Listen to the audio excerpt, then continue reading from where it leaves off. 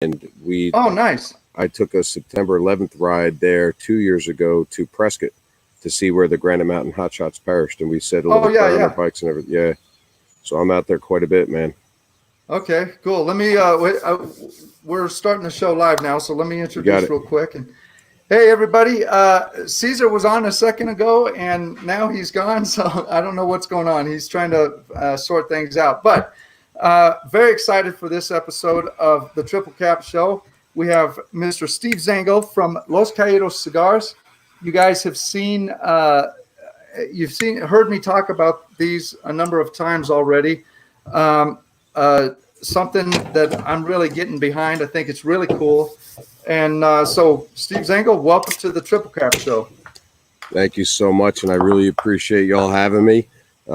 Caesar for having me the split second sideways that he did, and for you the much longer time we're going to be on. So thank you so much. Very humbling. It's always an honor to be invited onto somebody's show, right? Like, this is your baby. So when anybody invites me out to something like this, I really appreciate it. It's such an honor and very humbling. So thank you. I really appreciate it. It's going to be some fun. Yeah, you're welcome very much, and thank you for giving us the time. I've wanted to just talk to you and learn more about the brand and stuff ever since I discovered it, and how I discovered it was. Caesar, we're live, by the way. I introduced us and everything already. All right. I'm sorry. You're all right, man. So, are you kidding me? He just dropped it. Yeah, it's all right. So, Caesar has a channel called Smoking Lead. And okay. He does kind of cigar reviews and gun reviews and stuff like that. And then I am, you can't see it here, but I'm a High Desert Man. Sure, man. And of course, you've seen that on Instagram and stuff. But I do some cigar accessories and some men's accessories and stuff like that. And yeah, I checked that out. Very cool stuff. I got to get lit up here, man. Usually I'm smoking already by now, but so as I was saying, the way I found your cigar was it was part of the. I was in the Cigar Authority care package, and okay, and they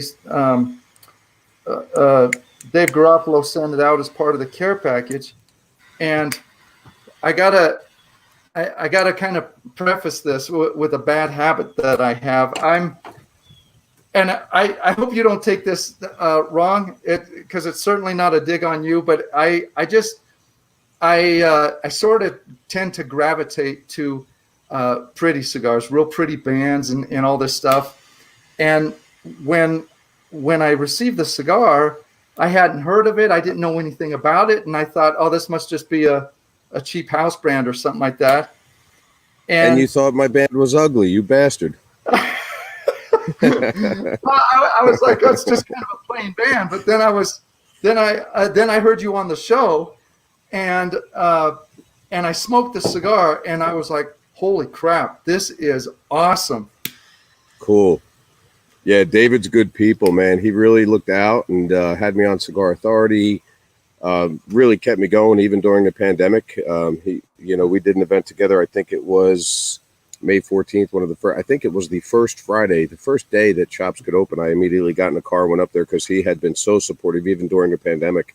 And David Garofalo, everybody up there is just so great. We did 2 hours in each store, 3 stores. It was just, I cannot say enough good things about David Garofalo and his crew up there. I can't. They're just awesome people. Man, I've been listening to that show for many years. I think I started about 4 or 5 years into the show, and I've always just been amazed at just how smart he is as a businessman and how he knows the industry and everything. So yeah, I learned about a lot of new stuff just from that show. And so tell us a little bit about your backstory, because your backstory is crazy. Yeah. So, and before I get into that, if you don't mind, I didn't bring my keyboard out here. I'm just on a laptop. It's a Microsoft Surface, and I Okay. don't want to type over our screen. But take a note for yourself. I have about 8 or 9 of David Garofalo's books that he wrote, David vs. Goliath, about the retail industry, because you have your own retail business and you sell the accessories and everything else. I'm going to send you a couple books for free. And if you want to give any out as like a little award to listeners or anything else, I'll send you like 4 or 5. All right. Oh my I gosh. think it would be. I think it'd be good for you to read, and I think anybody who owns their own business listening to these shows, it would be good for them too. So I'll send you 5 books, and one of them's for you. The other 4 you could give away. Is that the new book he just released? I think it was last year. Or Oh, I don't. I think it's the only book he released. If David Garofalo were more than one book, I definitely have to know about that. But yeah, it's called David vs. Yeah, it's David vs. Goliath. It's got like a red cover, green bottom bar with the slingshot, I think, or something like that, and it's just amazing. It's 100 little retail stories, little snippets. Like they're all 2 pages each. It's like a 200-page book. 2 pages each gives you each on one idea. It's a simple open shut book. You could read it in a week, but my gosh, the ideas, dude, it's like a $24.95 book, and it could make you thousands of dollars. I joked with David. I said, David, if I was still a retailer, this book would make me at least $10,000. It's amazing the ideas he has in there. Amazing. Wow. Yeah. Wow, so he's that's good cool. People. Yeah. Yeah, I really think he is. So Caesar, what happened there, man? Everybody, really quick, say hi to Caesar before he drops for the 3rd time. Hey, Caesar. I was having problems with my device. I had to restart the whole thing and get it going, and it finally rotated. Okay. Hey, Steve, how's it going, Steve? Man, nice to meet you. Good, brother. Nice to meet you. How's everything going with you? It's going all right.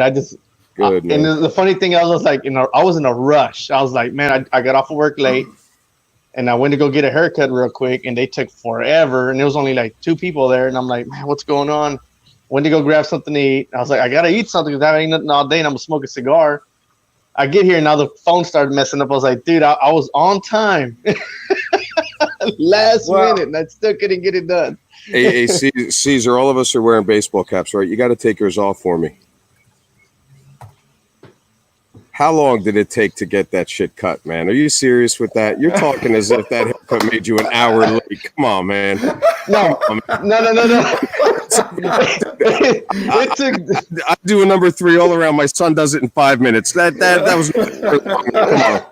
It took them a long time to get to me. It was with me. It was quick. Okay, I get it. Right. Blame the other guy. No. Check this out. The guy that was in front of me was getting his eyebrows done, and he was getting like a perm, and I don't know, and then shaving the bottom of it. I was like, this guy looks like. That's funny. Like that guy from The Simpsons. The one with the orange hair that. Right. I'm out on TV, man. Bob, I don't know or what's his name? What's his name? Bob or Sideshow Bob or Psycho Bob or whatever his name is. Oh yeah. So, bro, you gonna light up or what, man? Yeah, I got it right here, man. I'm excited to see. So I purchased 4 cigars from Dave Garofalo, and I sent these 2 guys. Rob's not on the show, like I was saying before, but bless you. Thank you. I sent them a couple cigars, and I've been telling everyone you got to try this cigar because it's just phenomenal. I love that you went with Aganorsa leaf. We've had a good, very, very good, long-standing relationship. Paul Palmer, I consider a mentor. They did the first cigar with me to try to raise money for pediatric cancer at Raleigh Massimino because I went to Villanova. So Paul and I have a very good long-standing relationship. When I was a retailer, I was selling all their stuff long before they were Aganorsa, right? Like once they hired Terrence Riley, everybody came to the Aganorsa table, and he has done such a great job really explaining the power of the leaf. And before Terrence was on board as a retailer, that's all I was smoking, and it was because of the Casa Fernandez cigar that I realized they make Illusione. So I brought Dion stuff in. They make Viaje. I brought Andre stuff in. Like for me, everything centered around Casa Fernandez. I thought their stuff was so good, and then it's just so nice to see that with Terrence coming on board and everybody else now talking about Organo, it's so well deserved because they've worked their ass off for that, and they make a great cigar. So I'm really happy to see that everyone's now waking up to that. They really do. I mean, everything that comes out of there is just hit out of the park. It's really phenomenal. Yeah, well, Paul won't allow it. A lot of people smirk and laugh when he does those Instagram validates. Like, he'll smoke a cigar in the Miami thing. You'll see the ashtray. You'll see the picture of the cigar, and Paul will post like, "Hey, just validated this one for shipping to retailers." I'm telling you, man, if it doesn't pass, it ain't getting shipped. Right. So wow. Paul is on top of that, man. I really give him a lot of credit because he's laid my ass out more than twice or three times about me wanting to send stuff out not perfect. And he's like, "No, dude, that's got our name on it too. That's not ready. It's not going out." Wow, so that's cool. Oh, he's an amazing dude, man. Paul Palmer is an amazing person. Everybody, Eduardo, everybody there, just awesome people. So so let's hear a little bit about your backstory and stuff, and because I've read it 3 or 4 times on your website, and it's just crazy. Yeah. So the first part I'm going to go through pretty quick because it's still hard for me to talk about, and you might only get half of my face because I set up the spotlight on. It's a very large octagonal table, so I set the spotlight up as best I can, and I could shift, so That's maybe cool. you see more of my whole face. But if you only get half, you only get half. That's cool. That's all right. So I was best friends with this guy, Chris Dinkoff, at Villanova University, and I got married June 29th, and he was in a wedding party, and we just had the best time of our life. And then September 11th, he dies, right? He was in the trade center. Oh, so yeah. Ripped my life out. I still haven't been to Ground Zero. I can't go up there. It affected me in ways, people just might not understand unless they've gone through it themselves. Yep.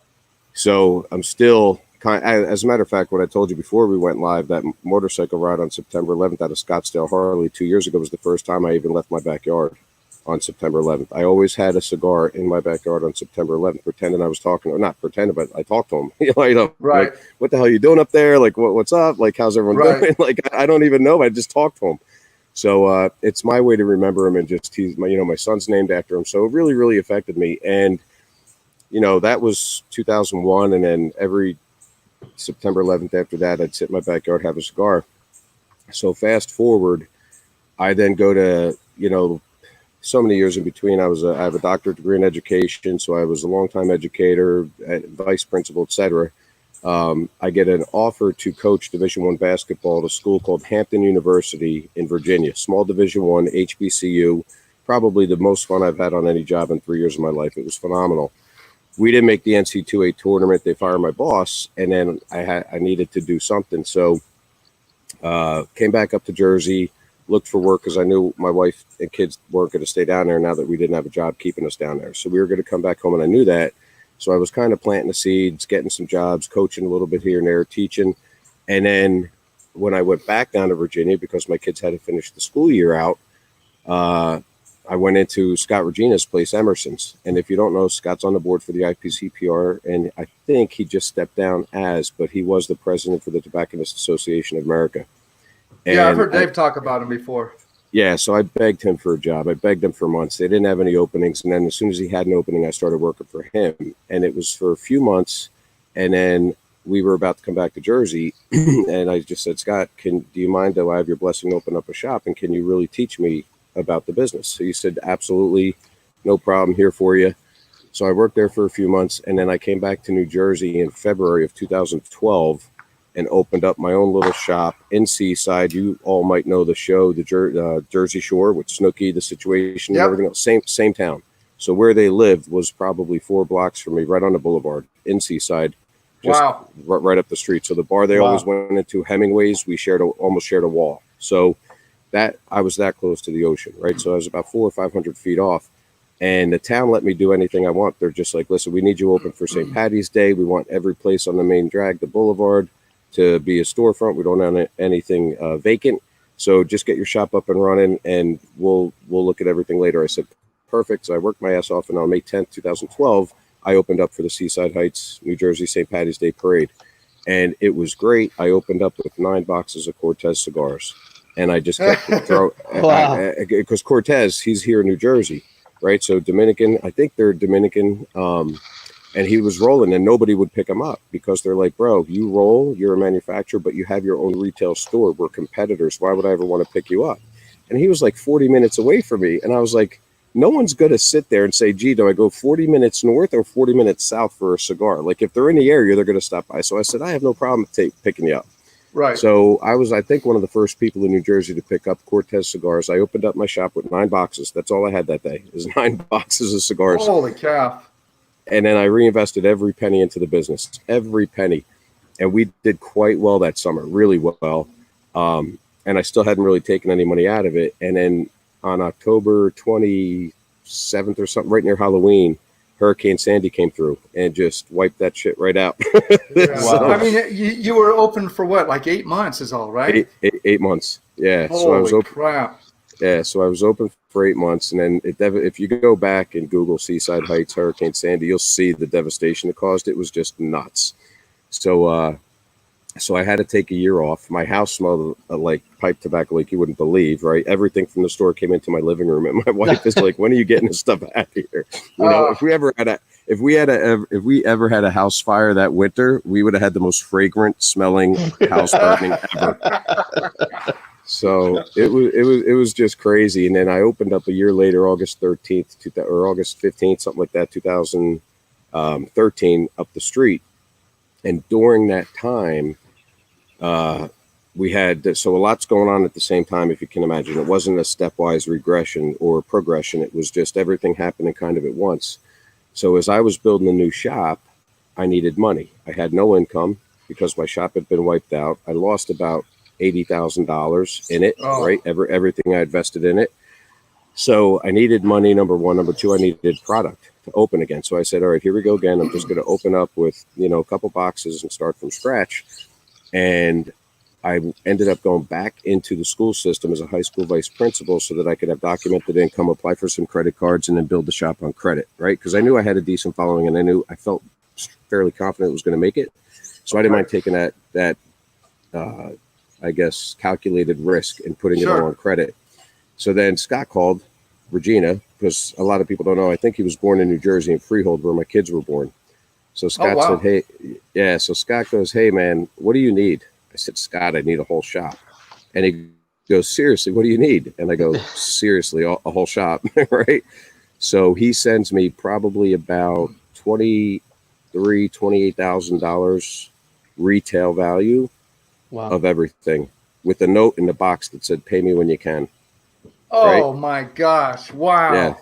So everybody who is out there and wants to support a great guy and a great tobacconist with a phenomenal, group of shops in the Norfolk Tidewater Beach area, Emerson, Scott, Regina, he's not a lot of people knew that about him until after I've been telling the story on some shows, and they were shocked. They were shocked. They're like, wow, man, what industry does that happen in? Right.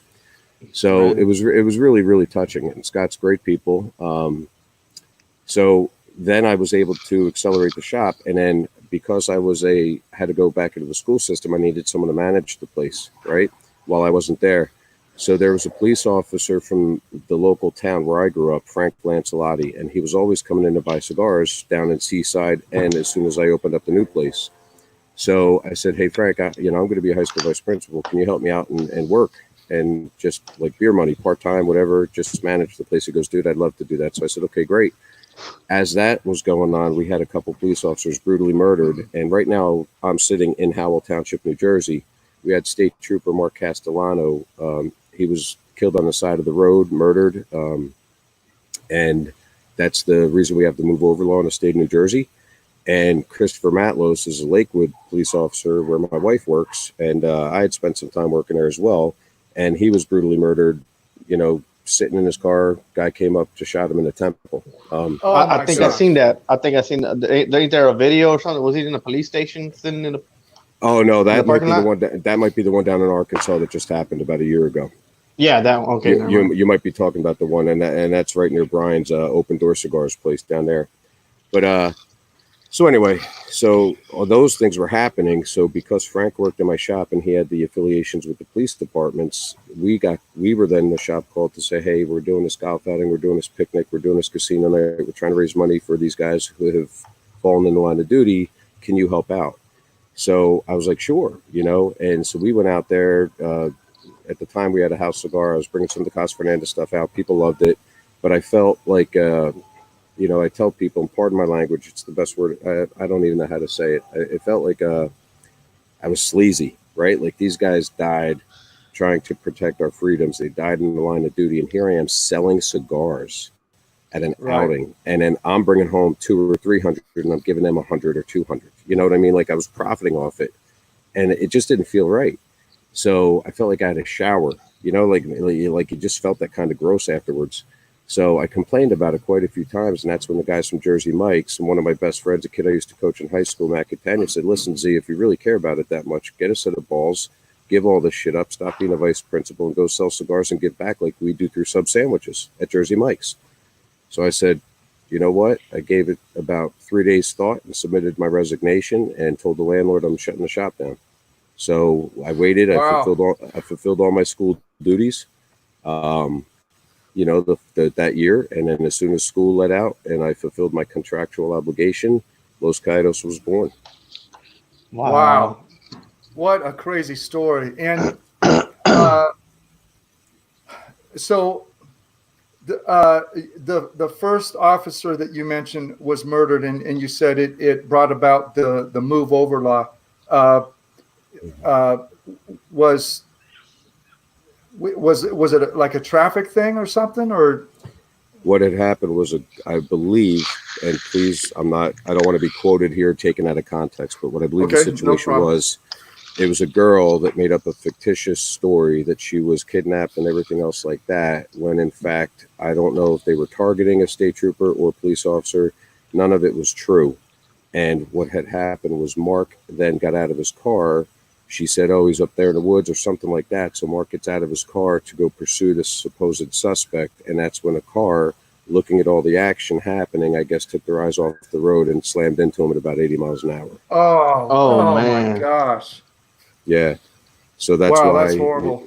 Yeah. So his mother, Donna Sotaro, made a major movement, and she was in every school talking to all the legislators here in New Jersey. Now they have the move over law, whereby if any car is stopped with their hazards on, or police is in a traffic stop, anything is on the shoulder, you have to legally now move over one lane and free that lane up as you pass that car. Yeah, which is common courtesy anyways. We got that in Texas. We've been having it for a while. And if you can't move over, you have to slow down to like 30 or 20 or something like that. Yes. Wow. So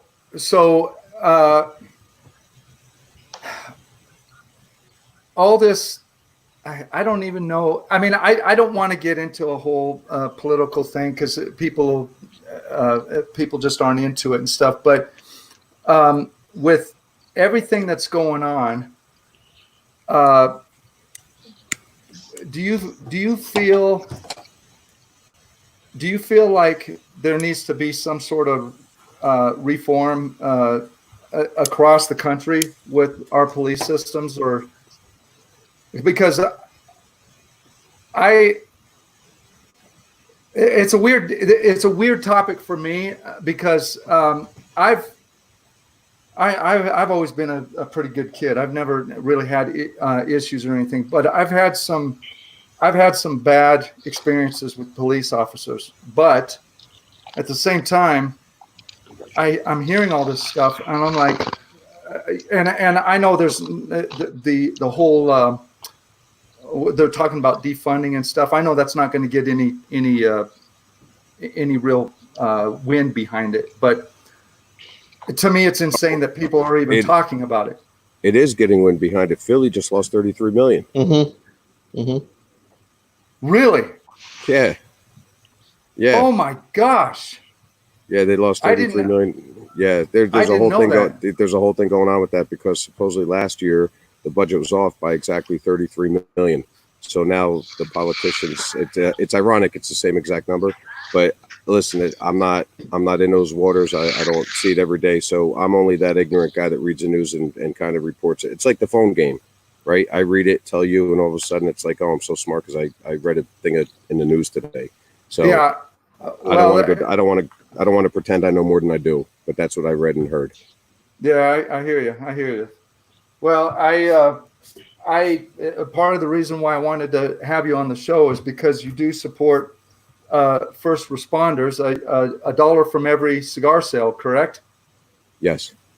Yeah, it goes to helping the left behind families and stuff. Yep. And let me say this too. Yesterday I was at a Spartan Cigar Lounge in Elkton, Maryland. Right. Okay. Great people. And you had blacks there, whites there, police officers there, firefighters there. You had the whole gamut. And right. I will tell you, I got there at 1 p.m. I left at 7. I was there for 6 hours because we had such deep conversations on all of these issues. And I know that I don't know. I sensed that you don't want to touch these politically charged like battery posts, right? Like you're afraid of setting one off and then all of a sudden people aren't going to support you. So I gave a TED talk in 2016 where I said, it's kind of bullshit. Like everybody wants to have real talk, but then all of a sudden they go to the water cooler at work and they're afraid to talk about it because everyone's so worried about a lawsuit. You know what I'm saying? So I say if everyone's going to be out there in the cigar magazines, right? Oh, the cigar is such a great social equalizer. It brings together everybody. You could have gay, straight, black, white, Christian, Jew, rich, poor. It doesn't matter. Cigars bring people together. Well, God damn it. Now's the time to prove it. Right? So if people are going to say that, and truly believe it, now is the best time to prove it. Go out there. Don't be afraid to talk about this shit. Want to talk about it. Invite it. Because nobody's going to get into a fist fight at a cigar shop over their differences, I don't think. And that's the beauty of a cigar, right? Not everybody was in agreement with all thoughts that were posed yesterday at the Spartan Cigar Lounge, but it was done civilly, right? And it was done with empathy as a first step. And then you started putting yourself in other people's shoes. Oh shit, I didn't know that. Oh, I never saw it like that. You know, it was those types of conversations. And listen, some people said things that seemed irritable. It seemed like it could really piss somebody off. But we were all there. We were all there trying to understand each other, understand everybody's points of view. Man, it was beautiful. It was absolutely beautiful. It was so beautiful, in fact, that I'm going back down there next Thursday, and we're going to have a similar follow-up talk. Yeah. Well, really, the only way that you're going to affect change, this is part of something else I do, but I have this real strong belief that the way you affect change is not by these large protests or lobbying and all this crap, but on small, intimate friendships and relationships and helping each other out, feeling each other's pain, and having discussions having open discussions where, like you said, you can hear everyone's opinion on something and get a different perspective or whatever. And it's a grassroots thing, but really it's effective. Yes, and some people have been so pained, however, right? So listen, I'm not taking any sides. I'm just discussing hypothetically. None of this is my own opinion. So you have some people, on the police side of things, they're sick of getting shot and killed in the line of duty, right? So when somebody says something to what you had said before, like, well, I think all this protesting and blah, blah, blah, and crap, basically you're letting us know that you feel all the protesting is crap. So you have automatically said in the language you've used where you stand on that issue. Others may agree with others may agree with protesting and say, listen, man, you know what Cap did by taking a knee, or what this, whether people agree with it or not, it was peaceful. So everybody has their own viewpoints, and it was so nice to just have, dude, everybody aired all their shit out yesterday over 6 hours. Everybody listened, and it was respectful. Nobody interrupted. There was no finger pointing. It was probably the best conversation I think I've ever had in a cigar shop ever. Well, and awesome. I mean, dude, I've never spent 6 hours in a shop before. I was there for 6 hours, and that's felt crazy. Like it was. That's a long time. It felt like it was 2. It's a long ass time. And it felt like it was, and it went by so fast. But man, I've never been more engaged in conversations with cigar smokers. It's like, yeah, okay, I could spend the first half an hour saying this is Corojo 99, and to make it medium bodied, we'd added 1 leaf of Lajedo and Criollo 98 and everything else. That's cool. That's about the cigar. right? But what the cigar can do, right, any cigar, in bringing people together and having these real conversations civilly, whereas if it was outside on the street, it would probably be a fist fight. But in a cigar lounge, it's a civil conversation, and that's what people need to be taking advantage of. I think more retailers need to be inviting conversations like that, like, hey, come in, sit down, let's have some real talk about this in our community. I think cigar retailers, if they wanted to, they're in a perfect position to lead their community through this. Yeah, that's a good perspective. So real quick, Quakes wants to know, I think the answer is yes, but so both cigars, it's the same cigar, right? Just two different bands? Yes, same exact cigar. So how that happened, Quakes, was that, you know, at the time, because Frank was working in my shop and I was only aware of, I should say that, I apologize to the firefighters, I was only aware of the police officers dying in line of duty. I only had the blue. I never did the red. And then the guys up in Long Branch, FMBA Local 68, said, hey, bro, just to want to let you know, we got guys dying on the line of duty on this side too. Are you ever going to do red? And that was in July of 2016. Wow. So I'm sitting there saying, shit, the predicate date's August 8th. If I'm going to do any new cigar, I've got to get it to the market before this date. So I sat there. I said, you want a red band? I'll make a red band, but we're going to take off about 400 blue bands, and you're going to go to ShopRite with me. We're going to buy the Pectin, and you're going to put these 400 red labels on. That's going to be the same damn cigar. So that's what we did. So I went to the store. I got Pectin. I called Jason up at Action Label. I said, man, those blue ones, make them red and send me about 400 or 500. So he did that very quickly for me, knowing the FDA deadline was coming up. Right. And I just took the band. We unbanded 400 blue. We put 4 or 5. I think it might have been a coffin. It was a 500 coffin. And I just looked at the Long Branch guys. I said, listen, I got to go to local retailer. You're going to pay through the nose for these things. But if you want your cigar on the market, then that's what you have to do, and I'll take care of you later on. And that's what we did. They paid an arm and a leg for those cigars from local retailers, so they were effectuated. It was in the market by August 8, 2016. I was able to do the blue and the red, but that's why it's the same exact cigar, 6x54 Toro. And I said, you know what? They share a commonality anyway in service. So Absolutely. What the hell? I said, it makes sense. Let's do it. So we did it. So that's how that's how the red band came out. It's like, listen, it doesn't take a genius, and I'm no genius. Well, I absolutely love it. And Caesar, I sent you the blue, right? Yeah, I got the blue one. Okay. So a question I have. Look at Caesar's the bottom half of his band where it says Los Caidos. Yes. It's all blue. Yes. Okay. Now I've had a couple of the blue ones where there's a black stripe on top and bottom. What's that about? Are you ready for this? Yeah, let's go. You are the first and only person to ever, and if they have picked up on it, they've never said anything. You're the only person to ever have asked me that. I want you to know that. Yeah, you're the only person. It has bugged me since the first one I got from Two Guys Smoke Shops was the blue, but it had black stripes. And I went to their website to read up about it, and I was like, okay, wait a minute, the band looks different. And I started searching around. I couldn't find anything. And I was like, and then when I ordered these, I got one that was all blue and one that was blue with the black stripes. And I was like, what is the story with this? And I'm not telling you.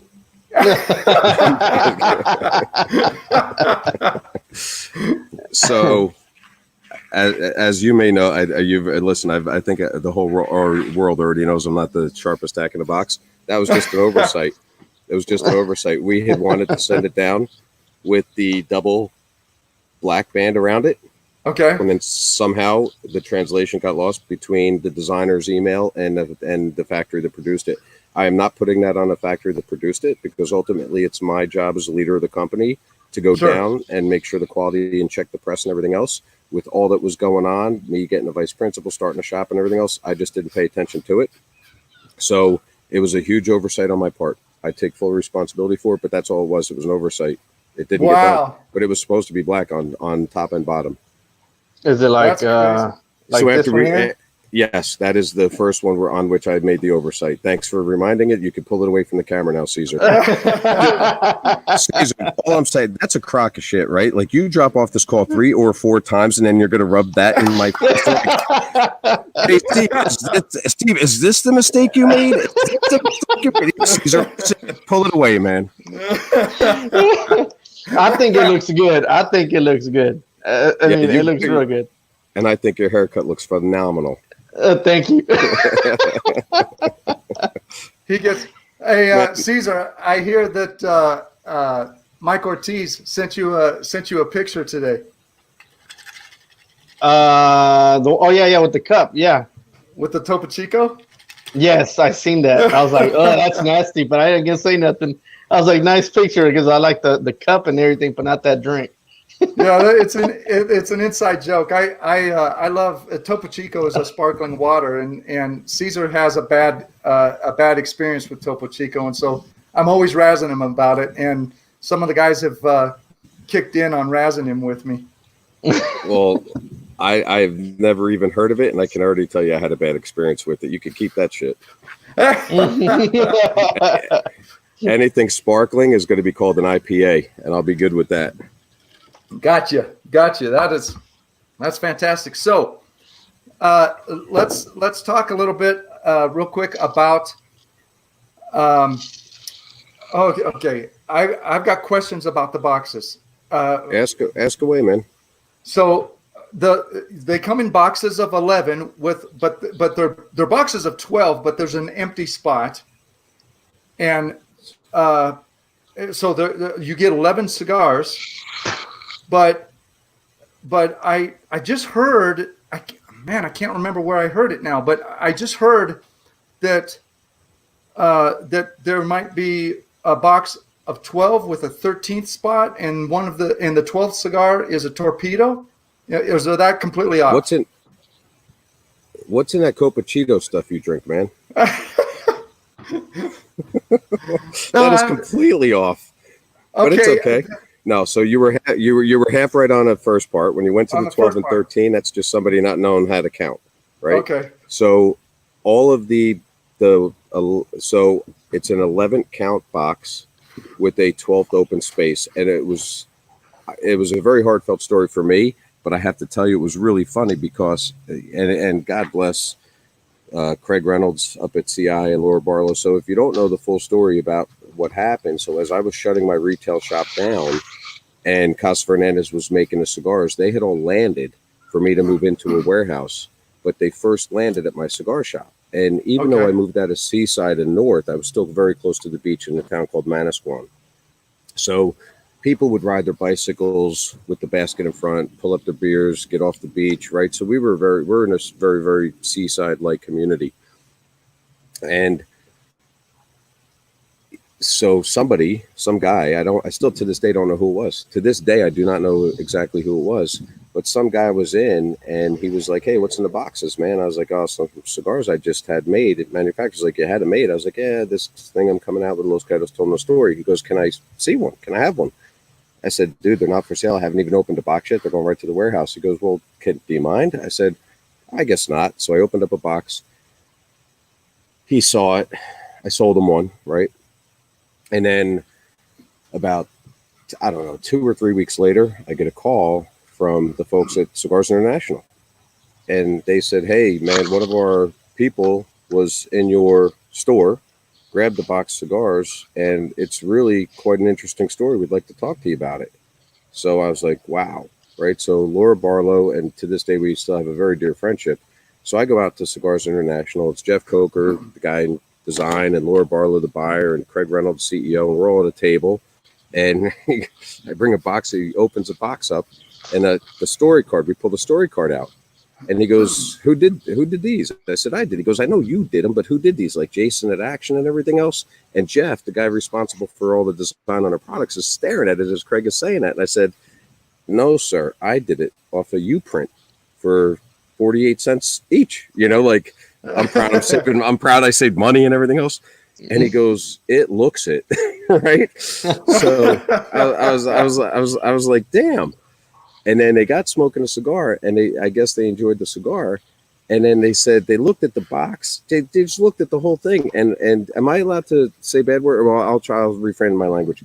So he goes flat out. This is the CEO of Cigars International. Looks at me, goes, you don't know what the F you're doing, do you? And I said, and I go, no, I don't. They all started cracking up. And he goes, well, I'm going to help you. And they put a sizable order in. Sizable wow. order.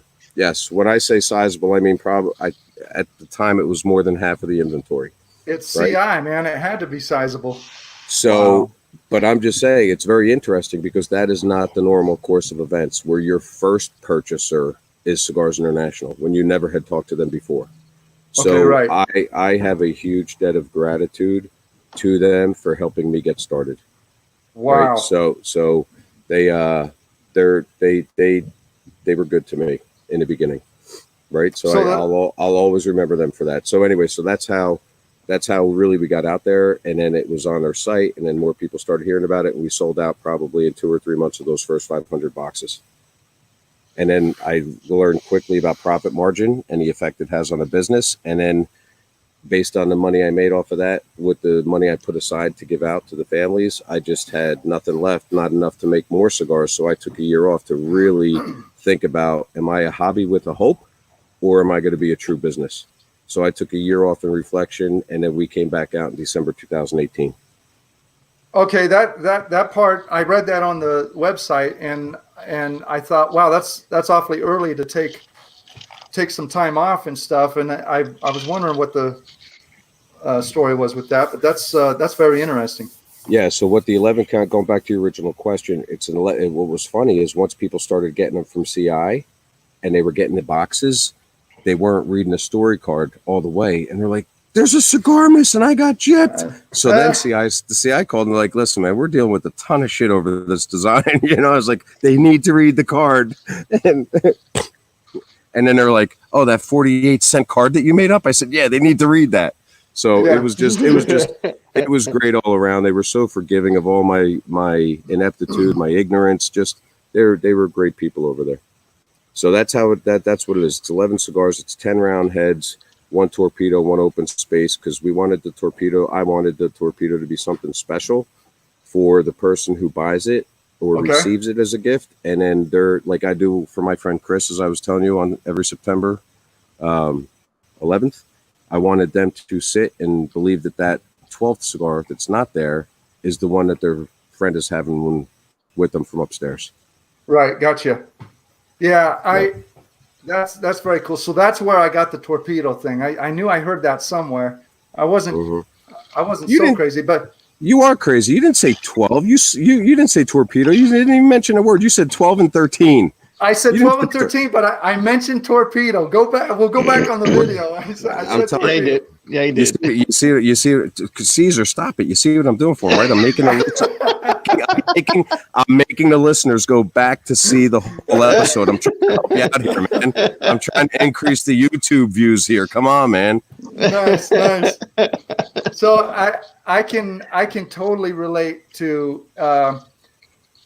So a lot of people on my channel have heard this story. I've got a very heartfelt video from a year and a half back or so of how I got into cigars. So all my life, I've been not one of these fanatical health nuts, but I've just been, I've never drank in my life, never smoked. I've never done anything. But I played in a band years back in Phoenix. And the singer of the band and myself formed a brotherhood. I mean, that guy bailed me out of so much crap over 25 years. We were best friends for 25 years, joined at the hip. Every week we would get together, have a cigar, and sometimes what stands in my memory the most is sometimes I'd go over there and we could sit for 45 minutes and not say a word to each other, just smoke the cigar. And then we'd start talking about our day or whatever. And then I moved up here, and for my day job, I travel a lot. So every time I traveled, I'd go down to Phoenix to hit the airport. I always go down a day early, stay in a hotel, go over and have a cigar with him. And then when I come back, have another cigar with him and stuff. And he passed away 4 years ago. 4 years ago in March, and I was on a trip when I was on a business trip when he passed away, and everyone that knew us was trying to get a hold of me to let me know and stuff. And I was at a customer's site, my wife calls me, and I saw it was my wife, and I just let it go to voicemail. And she called like 3 times in a row, and I was like, okay, something's up. So she said, you got to get somewhere away from people and stuff. And she told me, everyone's trying to get a hold of you. I'm sorry I have to do it this way, but I wanted you to hear it from me before you heard it from someone else. And she told me that he passed away, and man, it killed me. It freaking killed me. And so, and it's still really fresh for me because it left a hole. I mean, I don't have anyone to smoke cigars with anymore, personal and stuff. And then in March, his parents called me up, and what they had cremated him, and they said, hey, look, we're ready to put his ashes to rest. Here's the date and stuff. We'd like you to come. And I went, and I totally broke down. And she said, you still have a hard time with this. I said, Carol, I can't explain how much of a hole this has left in my life, man. So I totally understand what you opened with about it still being close and raw and stuff. It's hard to deal with losing someone that's that close to you. Yeah. Have you ever read the book Option B from, I think, Sheryl Sandberg, the COO of Facebook? No, I haven't heard of it. I'm going to get that for you as a gift. Don't Google it. Don't look anything about it. All right. I'm just going to tell you a brief lesson. One of the lessons I learned from reading that book. I'm going to give you a little brief background to the book right now, if you're okay with that. And I'm going to tell you the one lesson I took from it, because I'm about to say something to you, and I don't want you to think I'm off wall saying it. Okay. So Option B, she lost her husband. They were at, I think, a corporate event at a really nice place, and she was walking on the beach with some friends, and she had thought her husband was working out. No big deal. He's getting ready for dinner. We'll go pick him up. Well, he wasn't showing up, so they went back. I think, if I remember correctly, no disrespect to her from forgetting it exactly, but I believe that he had fallen on the treadmill, hit his head in the worst place possible, and died instantly. Oh my gosh. While she was on this walk, dressed beautifully on the beach, ready to go to dinner. And she said for months, people were saying things like, I'm sorry, and it's easy. It almost pissed her off, like people saying, hey, I'm sorry, because sometimes it doesn't come with a lot of meaning. People just feel they need to say it. Right. And she was finding herself getting very angry with that. So she said one of her, I think in the book, I listened to a lot of audiobooks. So I believe, and I was coming back from Atlantic City on the Parkway when I heard this exact lesson. She said, like sometimes, like when her friend called, and all he said is, I acknowledge your pain and the suffering you're going through right now. And she said that was probably for her the most applicable thing that could have ever been said, because it was so heartfelt. And he wasn't saying he's sorry, because he didn't truly know the relationship. Right. And he didn't know what else to say, but he just said, I acknowledge, like, you're hurting, and I want you to know I know that. And so I say to you, everybody feels pain very personally, I believe. Right. So no one's going to know the pain I had for my friend dying, and I don't think anyone's going to know the pain you feel for your friend dying. So I'm telling you now, I acknowledge your pain and the suffering you're going through. I really appreciate that. Not easy, is it? No, it's not. I know. But I got choked up on Cigar Authority talking about it, man. Like, I'll share you a story, so I'll give you some time to take that in so you don't get choked up. I'm late a lot, right? So I'm not the perfect, I'm not the best, but I am very loyal, and I always remember those who helped get me where I am. So when we came back in December 2018, I knew we were going to come. I know the inventory was going to land. As a matter of fact, the first event was at Scallywag Cigars in Scottsdale on December 1st, 2018. Oh, wow. They're great people down there. Very, very supportive of Scallywag Cigars. So we're sitting there, and around October, when I knew everything was happening, we had a party at Club Macanudo in New York City, because it's owned by the same parent company that owns Cigars International. So that was my tip to them, to say, hey, thanks for being there for me in 2016. Whatever we may do in the future or not, that's great. But this is my thank you to you. I'm going to have my return party at your place. And I invited my best friend's mother and sister. Now, they had no clue what the hell was going on. They thought I was inviting them to a dinner to talk about Chris, right? They had no clue. So when she showed up and saw that the story card and her son's name in it, and that I was doing my whole, I gave up being a vice principal to do a cigar, like, she was floored. So what we do at our Los Caidos light ups is I give everybody the floor for 2 minutes as we light up to say something about the person they loved and lost. And you could have guys going, Joey, what the hell did you do leaving me so early, you son of a bitch? You know, and some people laugh, and sometimes it's very emotional. Well, let me tell you, Club Macanudo that night, when she got up to speak about her son, you could have heard a pin drop in the place. People who weren't even invited to our event, if you know anything about Club Macanudo, they have the back room and then kind of a little front room in the bar. Right. People who were not even invited came over to listen to her talk. There was not a dry eye in the place, and it was the first time ever I was at Club Macanudo in New York City where it was totally silent. So it's a very, very powerful effect to remember a loved one you lost over a cigar, right? And then that's just the first couple of minutes, right? So every time I have a cigar and I think of Chris, it might last 5 or 10 minutes, and then you start contemplating bigger things, like what am I doing in life? Am I on the right path? You know, right. So what I think Los Caidos is becoming for a lot of people is they initially light up to remember a loved one lost, and then it becomes a very personal journey for them. Yeah. Right? So that's what I think. That's what I think. And I don't know if you had that experience too. You might have lit up to think of your friend, and then after that, where did your thoughts go? You know what I'm saying? So it's a very, very personal journey for a lot of people when they smoke Los Caidos. Yeah, so I got his humidor and his remaining cigars when he passed, and so every March I light up one of his cigars and smoke it, and you know,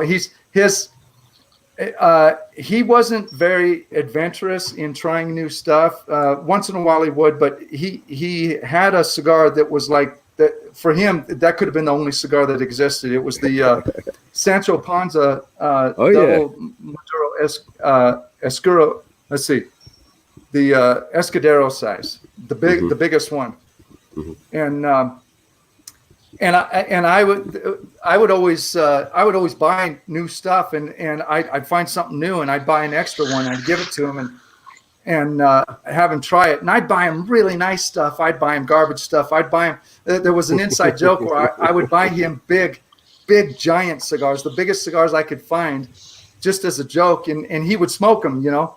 Yeah. And he every single time I gave him a cigar, you know, about halfway, 3/4 of the way through it, I'd say, okay, what do you think of the cigar? And he'd say, it's good. It's no Sancho Panza, but it's good.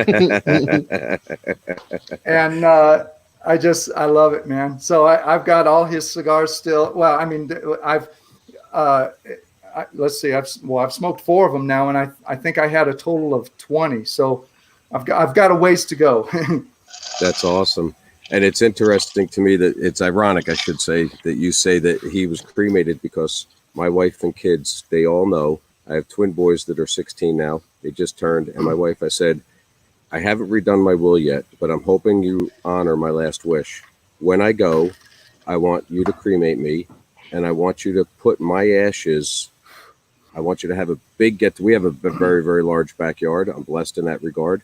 I said, I want to have a huge backyard party, and I want to have everybody smoking Los Caidos cigars, having a great time and partying, but I want to put a gag on them. In every ashtray you put out, put some of my ashes in them. Oh my gosh. So that you could say to people, you just dashed on Steve. What are you doing? Oh, that's cruel, man. So they absolutely know when I go, my ashes are going to be put in ashtrays in my backyard, and everyone's going to be smoking Los Caidos cigars. Nice. That's hilarious.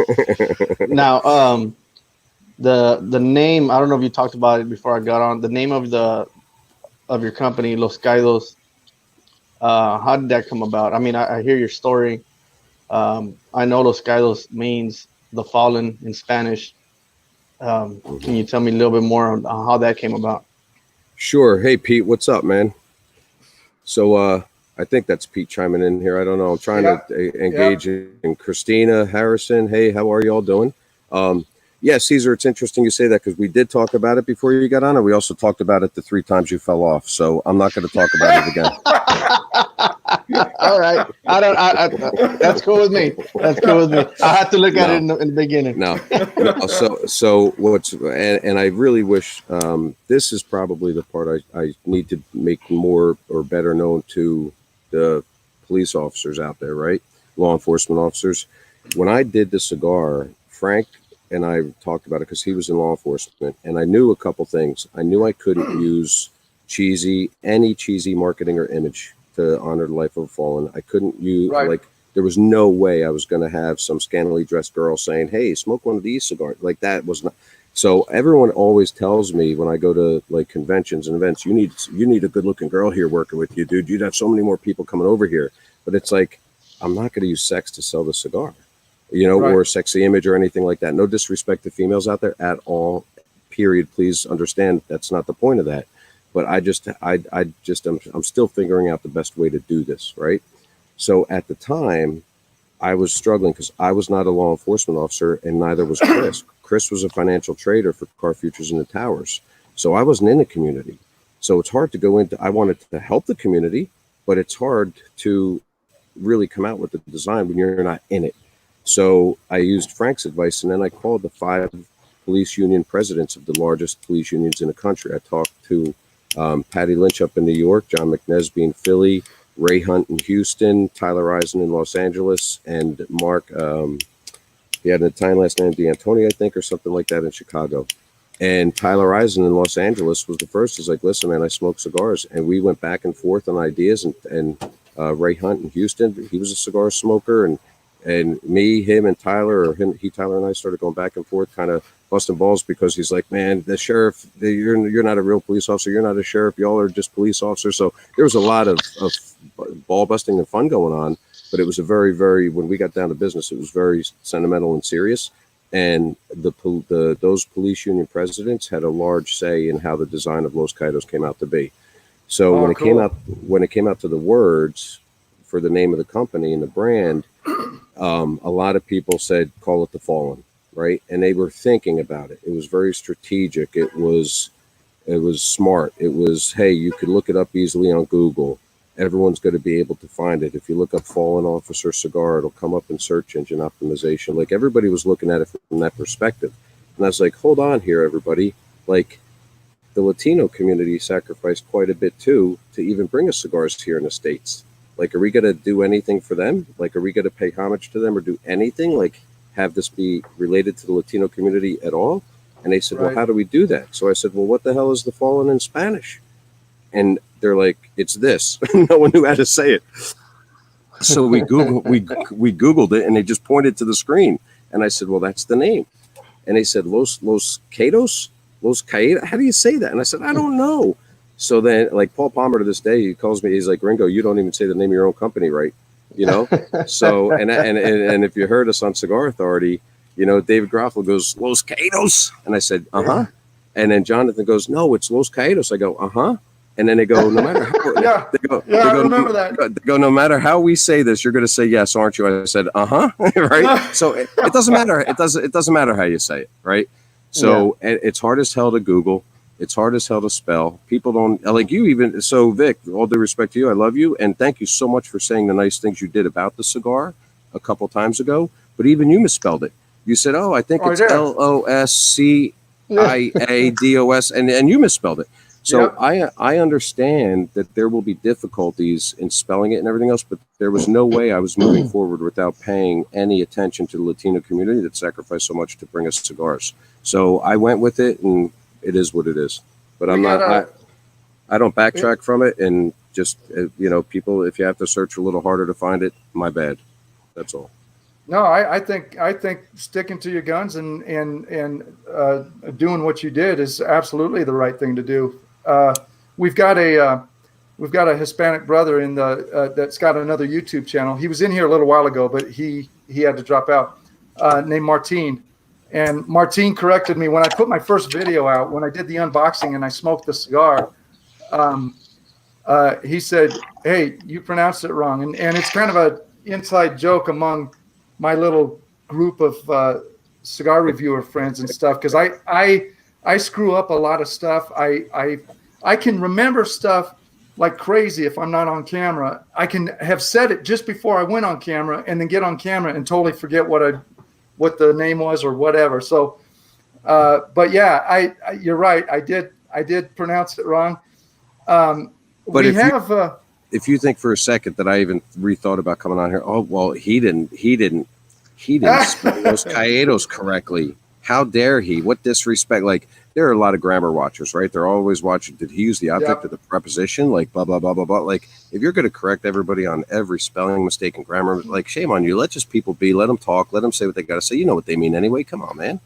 Yeah. So that's how I roll. It's like you could say, you could call my company whatever you want. As long as I see that label, I know what you're doing, man. I'm good. So call it whatever you want. If anyone's a fan of the Cigar Authority show, you have to have some leniency, because Dave Garofalo says everything wrong. Dude, I love him. If he had said, "Hey everybody, I just want to welcome to the show Joseph Zengel," I would have been like, "Hey, what's up everybody? How you doing?" Like, I don't. Dave's Dave. Dude, his heart is so huge, and it's always in the right place. Like I told you before earlier, Caesar, you might have been on or not one of those 4 or 5 times, but he's just a good dude. His heart's always in the right place, and I will never be able to say enough nice things about that man and his crew up there. Just great people. Yeah, I love the whole crew. I've been a fan of the show forever, and I keep waiting to get a business trip up in that area so I can drop in and see the guys, because gosh, that show has been part of my life for at least 7 years now. So here's some breaking news I will share with you in the Triple Cap show. That's special that I haven't really shared with anyone. I can tell you I haven't shared it with anyone because no one knows. I am looking into, and it's not like breaking huge news, but I'm going to look into the legality of offering a round trip full paid ticket. If you buy, I'm trying to see how I could do it because I don't know the legality if you can raffle stuff off with the purchase of a box of cigars. But anyone buying Los Caidos, I'm going to talk to David about this. He doesn't even know I'm thinking about this. But you're not the first person that said, and listen, we're two dudes who lost friends. I lost my best friend at 30, right? I'm sure he thought, oh, it's on my bucket list. Someday when I'm 40, I'll get to go to the Cigar Authority, just as an example. You never know when that your clock is getting punched, right? So what I would like to do is run some type of contest where anybody who buys Los Caidos cigars from David automatically is entered to win a full expense round trip paid vacation to go see the Cigar Authority show. Oh my gosh, that would be phenomenal. Because you're like the 3rd or 4th person. There's a group that I've slowly become a part of during the pandemic called the Barrel Burners. And I heard of that group. Yeah. So it's a phenomenal group. Join it. I'm telling you to right now. If you're not, I was going to be in the member, but they had, you know how they have that separate room and you got to always be on there. I couldn't do it. It's like, it's just too much. You don't have to be. You don't have to be on there all the time. It's like, so I'm busy. I'm on the road. I just told you I spent 6 hours on the shop and all that. I started this probably 6 weeks ago, and you level up and do things like that. Mm-hmm. And it's so funny because people who started like 4 weeks after me are like double past me in levels. And I was like, I am the tortoise in this race. I am totally the tortoise. So I just love it because every time I work, I go through a really long day of work. All I do is come back, like without the light. I come back and I crack open a couple beers, light a couple cigars, and you talk to people all throughout the world. I mean, dude, it's amazing. So anyway, on that Barrel Burner site, so like 2 dudes I know for sure said, "Oh, I can't wait to." One of them was in Hawaii, and he's like, "My dream is to go see Cigar Authority. I watch it every Saturday, and it's really tough because it's a 6-hour difference here. So when he airs at 10, I got to get up at 4 in the morning. I mean, here's a dude in Hawaii getting up at 4 in the morning to watch Cigar Authority. You know, I was like, holy cow." So when I heard these stories, I said, man, I got to do something with David and try to offer like a free round trip ticket. So I'm going to talk to David about that, but I don't know the legalities and being able to offer content. You know what I mean? There's liabilities, all that type of stuff. But I don't know, man. I don't know, maybe a cash prize. I don't know what it would be, but that would be really cool. I've said this on my channel many times, and it's no disrespect to all the other shows and all the other influencers and stuff out there, but I think that if you really want to learn about the industry, if you really want to learn about cigars and stuff, and have one of the best entertainment shows, nothing comes close to Cigar Authority. It's a phenomenal show. He has 500. I mean, the show wasn't the show at episode 2 or 3, I'm sure, right? But dude, it's a great time. It is absolutely great. If he called me today and said, "Listen, I don't have anybody tomorrow. You got to be here in 6 hours. I'm getting in my car as soon as this is over and I'm going." It's just a great time. They're great people. That's awesome. Like there's so many people that are negative, right? So something I've recently done is I've done a social media check, and I've gone through Instagram, and everybody wants these followers and everything else like that to try to promote the brand and everything else. I'm not trying to be mean when I say this, but I went through, and anybody whose posts generally make me feel negative, gone.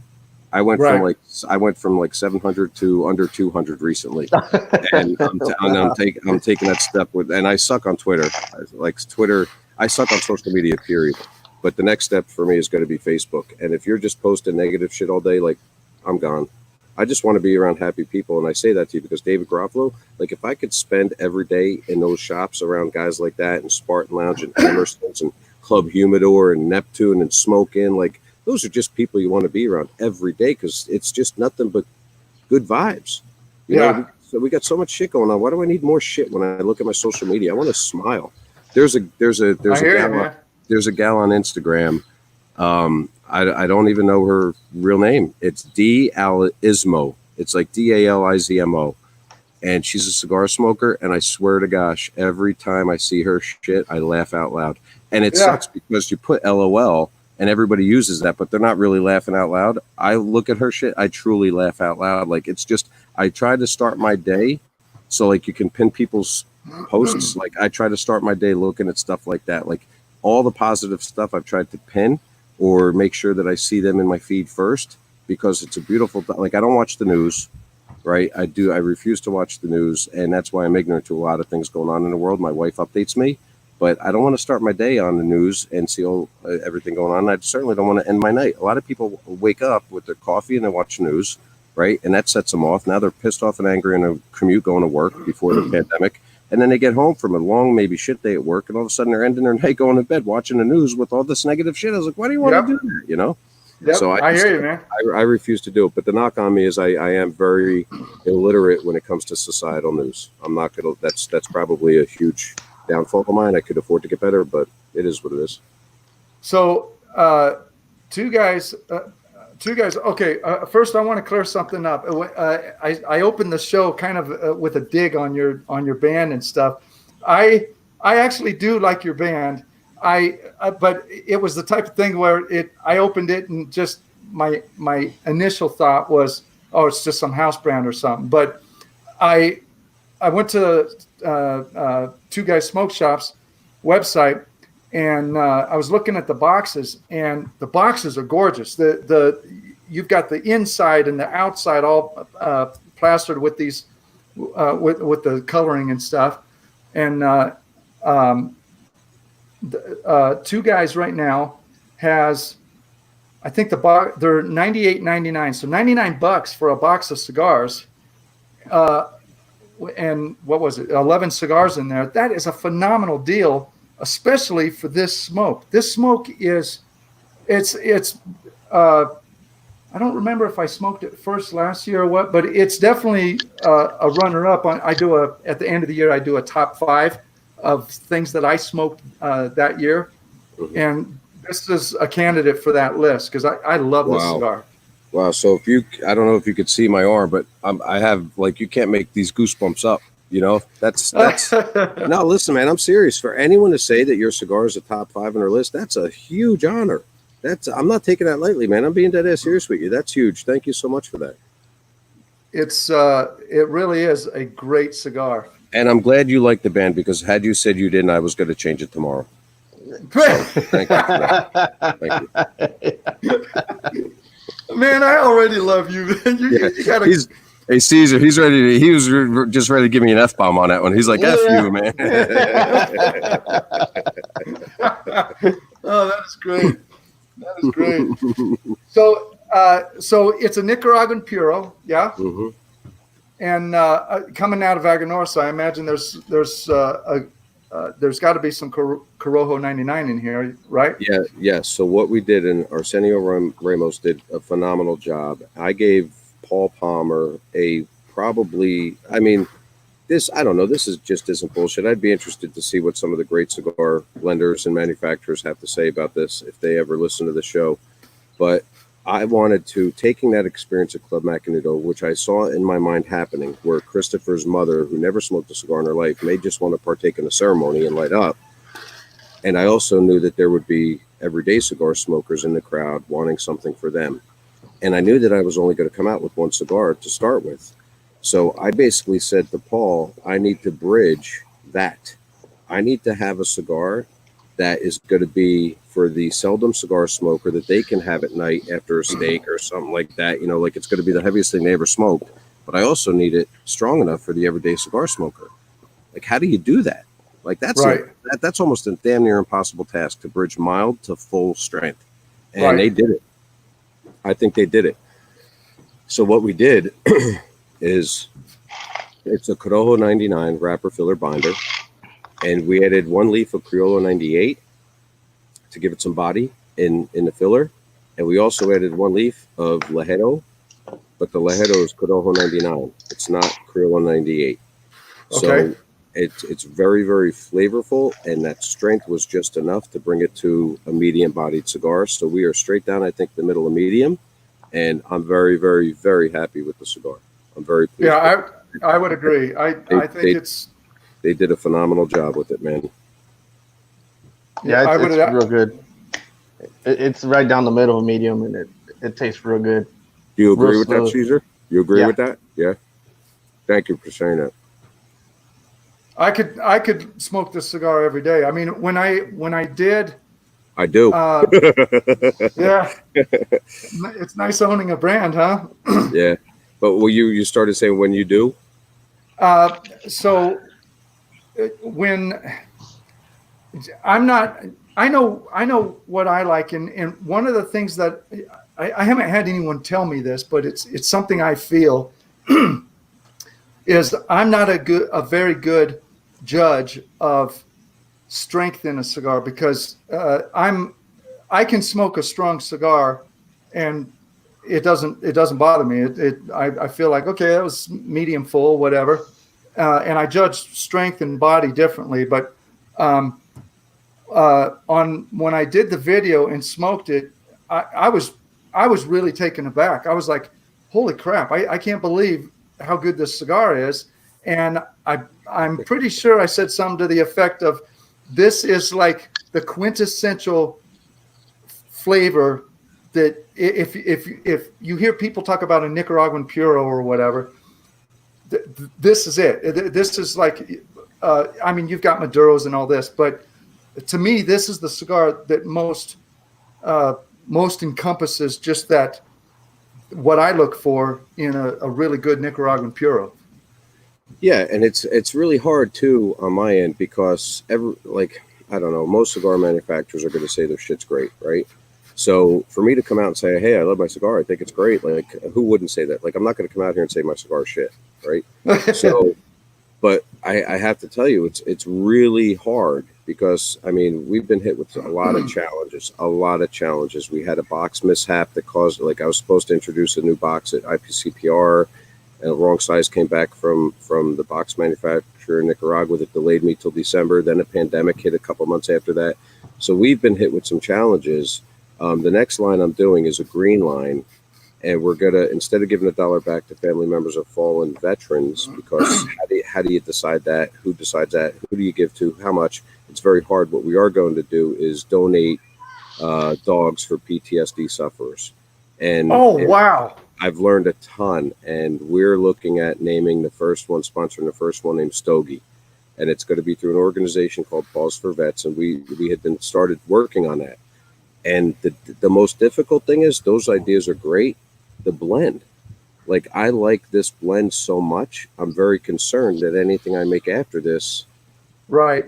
might not live up to the expectations, because like you're saying, and like Caesar said, like, to me, this is a really great cigar, and I'm so worried about going from great to good. And that's where Paul Palmer's mentorship comes into play, because I don't think Paul would allow that to happen.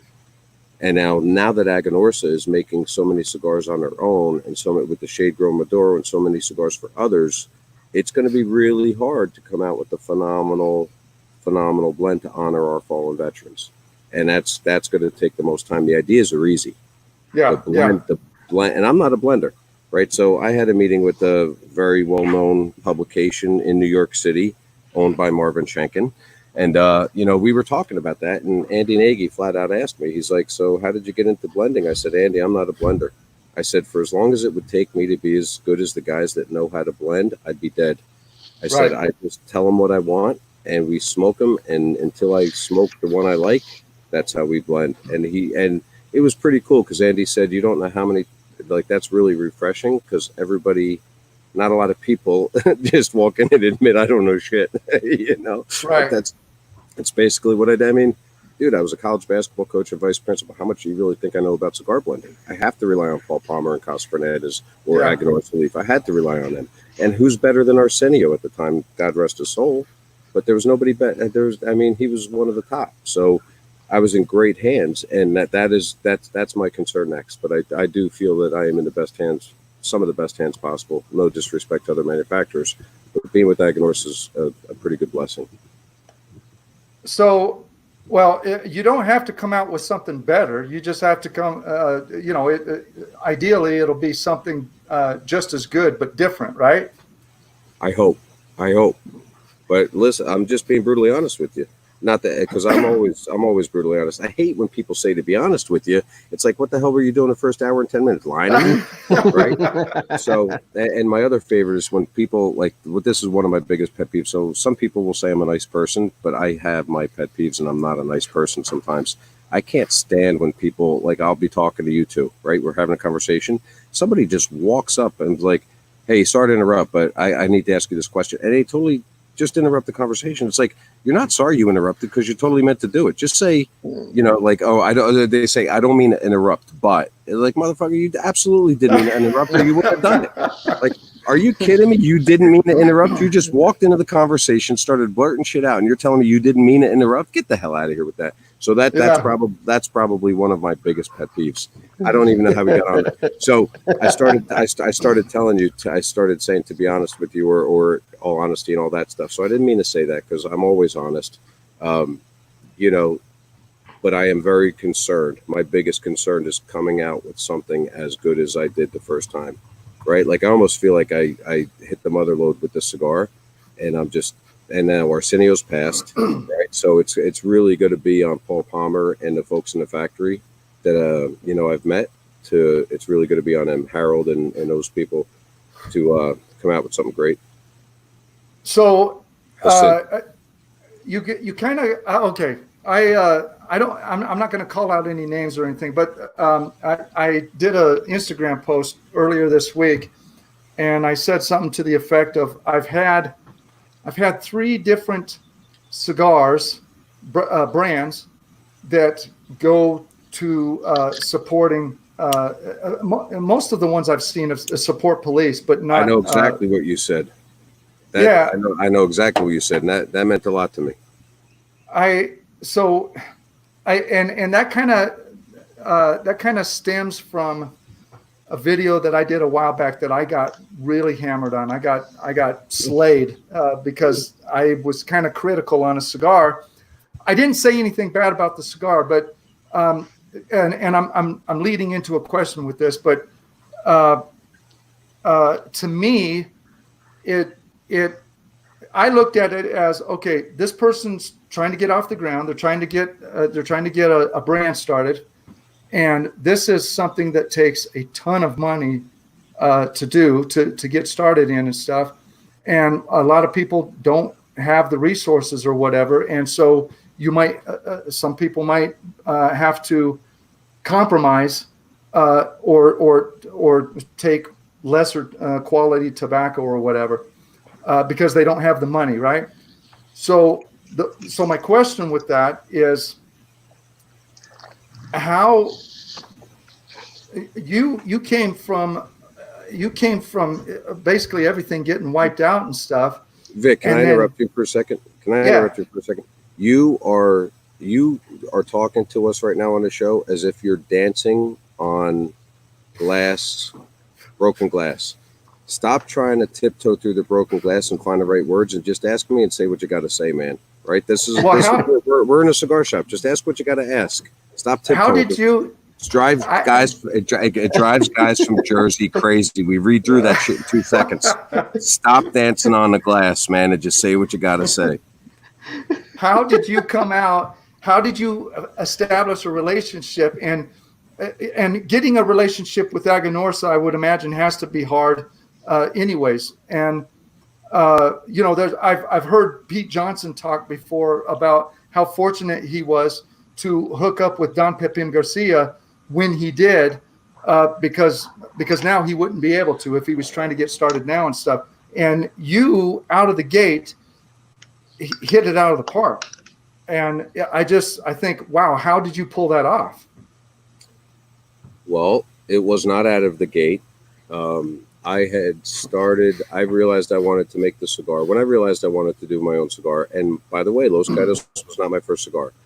The first cigar I did was called Perfection.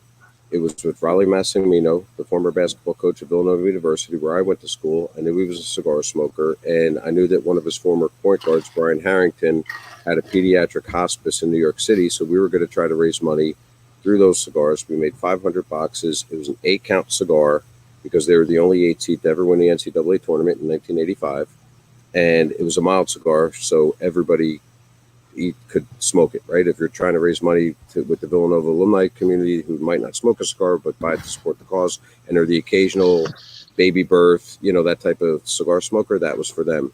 So when I knew that I was going to do that, I started calling Paul, because in my shop I can't tell you how many people I put on the Casa Fernandez before they were Aganorsa Leaf, right? Like, I was like, listen, man, I don't know who this company is, but you got to smoke their shit. And by the way, they're doing this.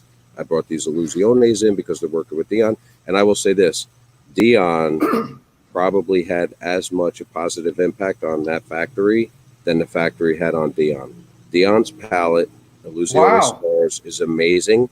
And he went in there, and I believe, and I think Paul Palmer would agree, and he would say this as well, but I'm not going to speak for Paul. I never will.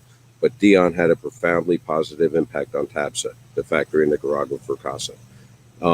So I just started bringing in all their stuff, and it was like, you could have called my lounge the Casa Fernandez Lounge, right?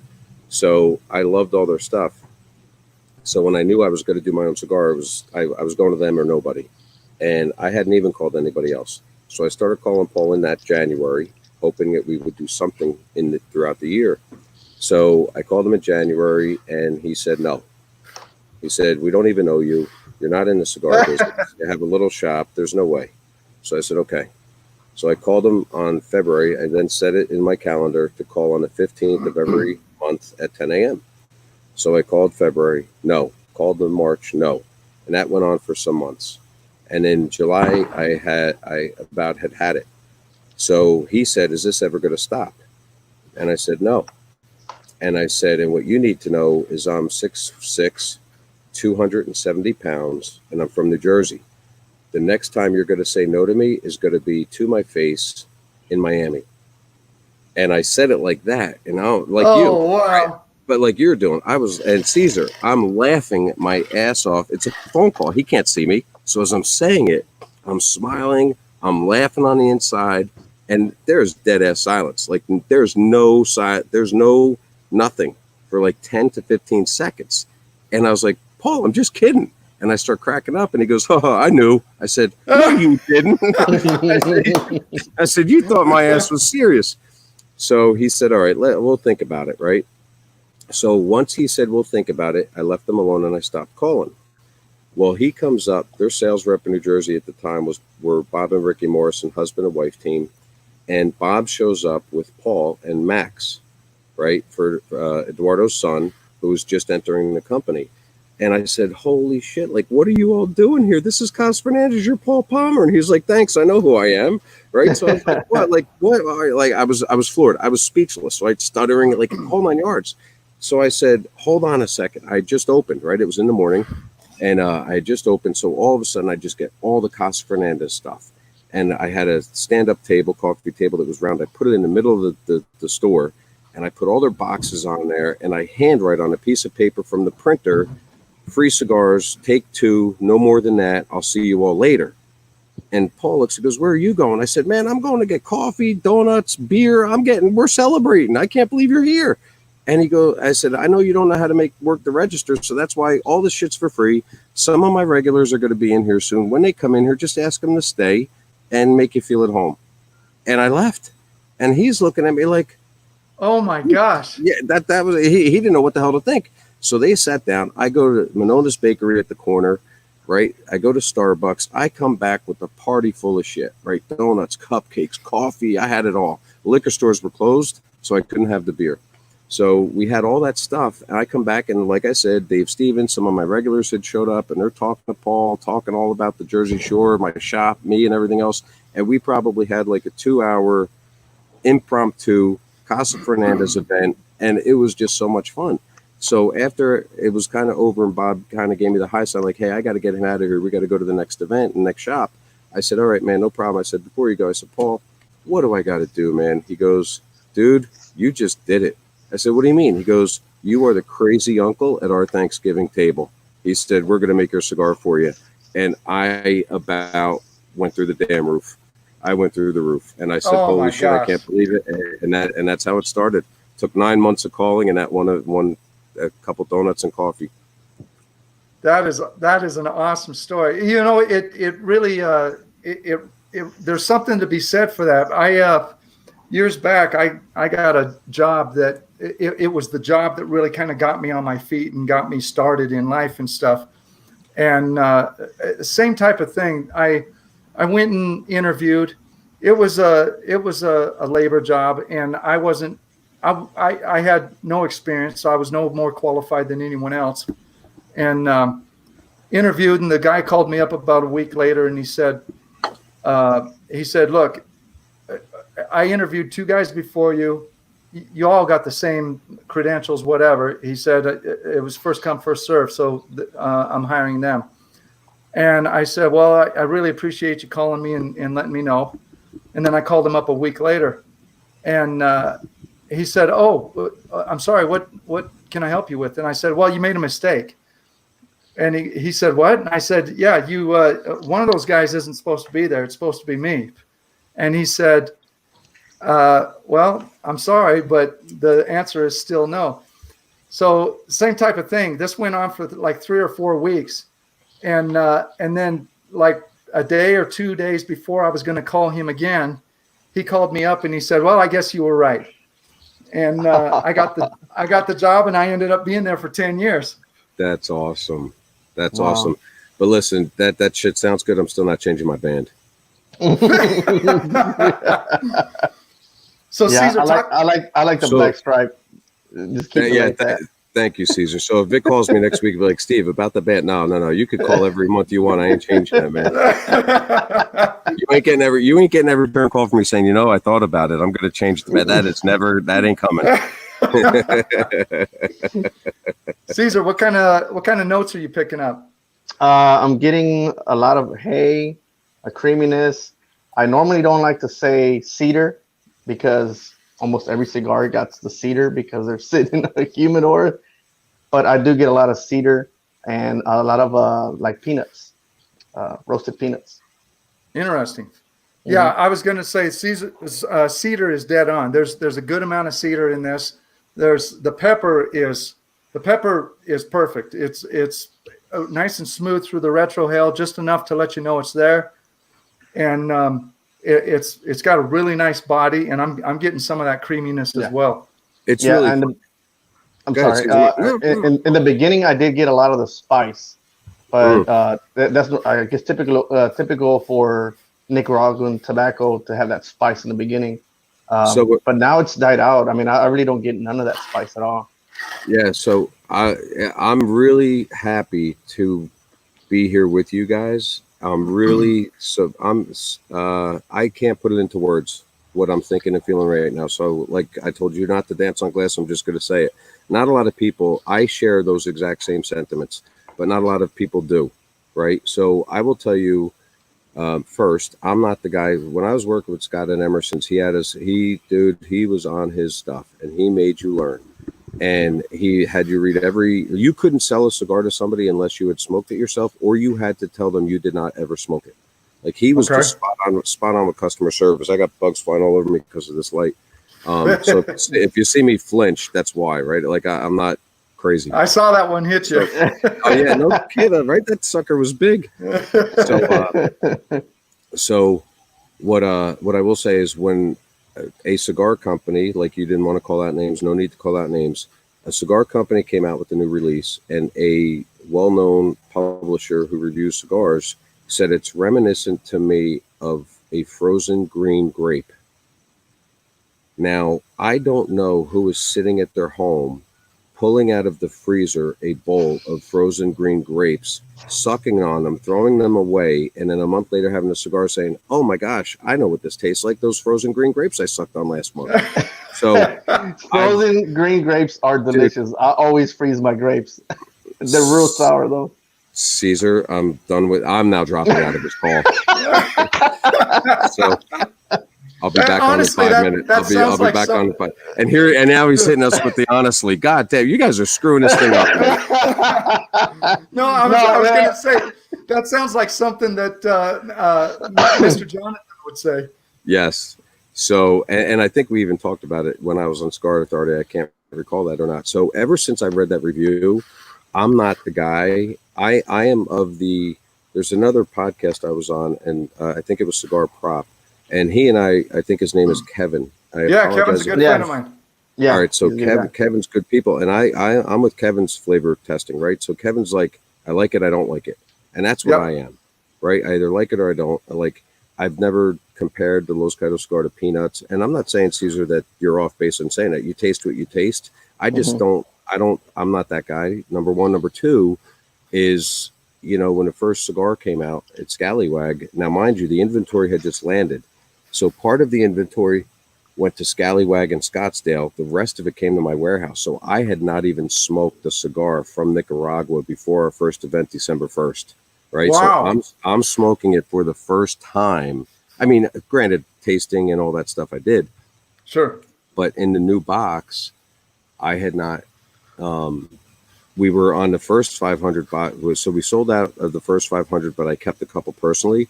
And of those boxes, that's what we had at Club Macanudo event in October. So I had that. I did not have any of the newly manufactured cigars until I sat with Chris at Scallywag. So when we lit it up, that's exactly what he said, and that's exactly what I felt. It hits you with a little bit of pepper and spice, and then it mellows out like a smooth cup of coffee. But to get it back, what I love about my cigar personally is the retrohale. When you retrohale, it does not burn a hole through your nose, and the retrohale on this thing I think is awesome. And I'm not just saying this because I'm the manufacturer, but man, I'm telling you, if anybody out there listening to this does smoke a Los Caidos cigar, every once in a while just hit it with the retrohale, and man, those flavors come to life. They come to life. I'm a fan of retrohale, and I agree. This cigar, it's to me. And some people say they don't get it and stuff, but for me, I think I had smoked cigars for a couple years, and I didn't know how to retrohale or anything, but I kept hearing people talk about, man, there's more flavor if you can learn how to retrohale. There's more flavor and stuff. And then I heard someone explain it, and for me, this really resonated. I thought, okay, I get it. They said, if you want to learn how to retrohale, just take a draw on the cigar and then make like you're going to swallow the smoke. But while you're doing that swallow motion, exhale it through your nose. For some reason, that resonated with me. And ever since, I've been like, holy cow, there's so much. And I really see a contrast between just a regular exhale versus a retrohale and stuff. Yeah, the one guy, and I'll give him props. For me, that taught me a lot about that the nuance outside of the Aganorsa family, because they've taught me everything I know, and I don't even know, dude. That's the thing. Like, so I was a Division I college basketball coach, right? So that's a pretty high level before you get to the NBA. It's Division I, and what people will say amongst the coaches is like guys like Mike Krzyzewski, and other great Division I college basketball coaches, they'll say they forget more than I'll ever learn, right? Like they're so well established and they're so into the, like, that's how I feel about Aganorsa Leaf. Like Paul Palmer will forget in the night when he's sleeping all that I know. You know what I mean? Like they're that good. But the one guy outside of Aganorsa's family that has played a very positive, impactful role in my life in the industry is Michael Herklotz. Right. So I'm in Jersey and Michael was working for Nat Sherman at New York City. If I ever had to have a meeting with people and I wanted to do it over cigars, he would invite me up and allow me to use the Nat Sherman boardroom.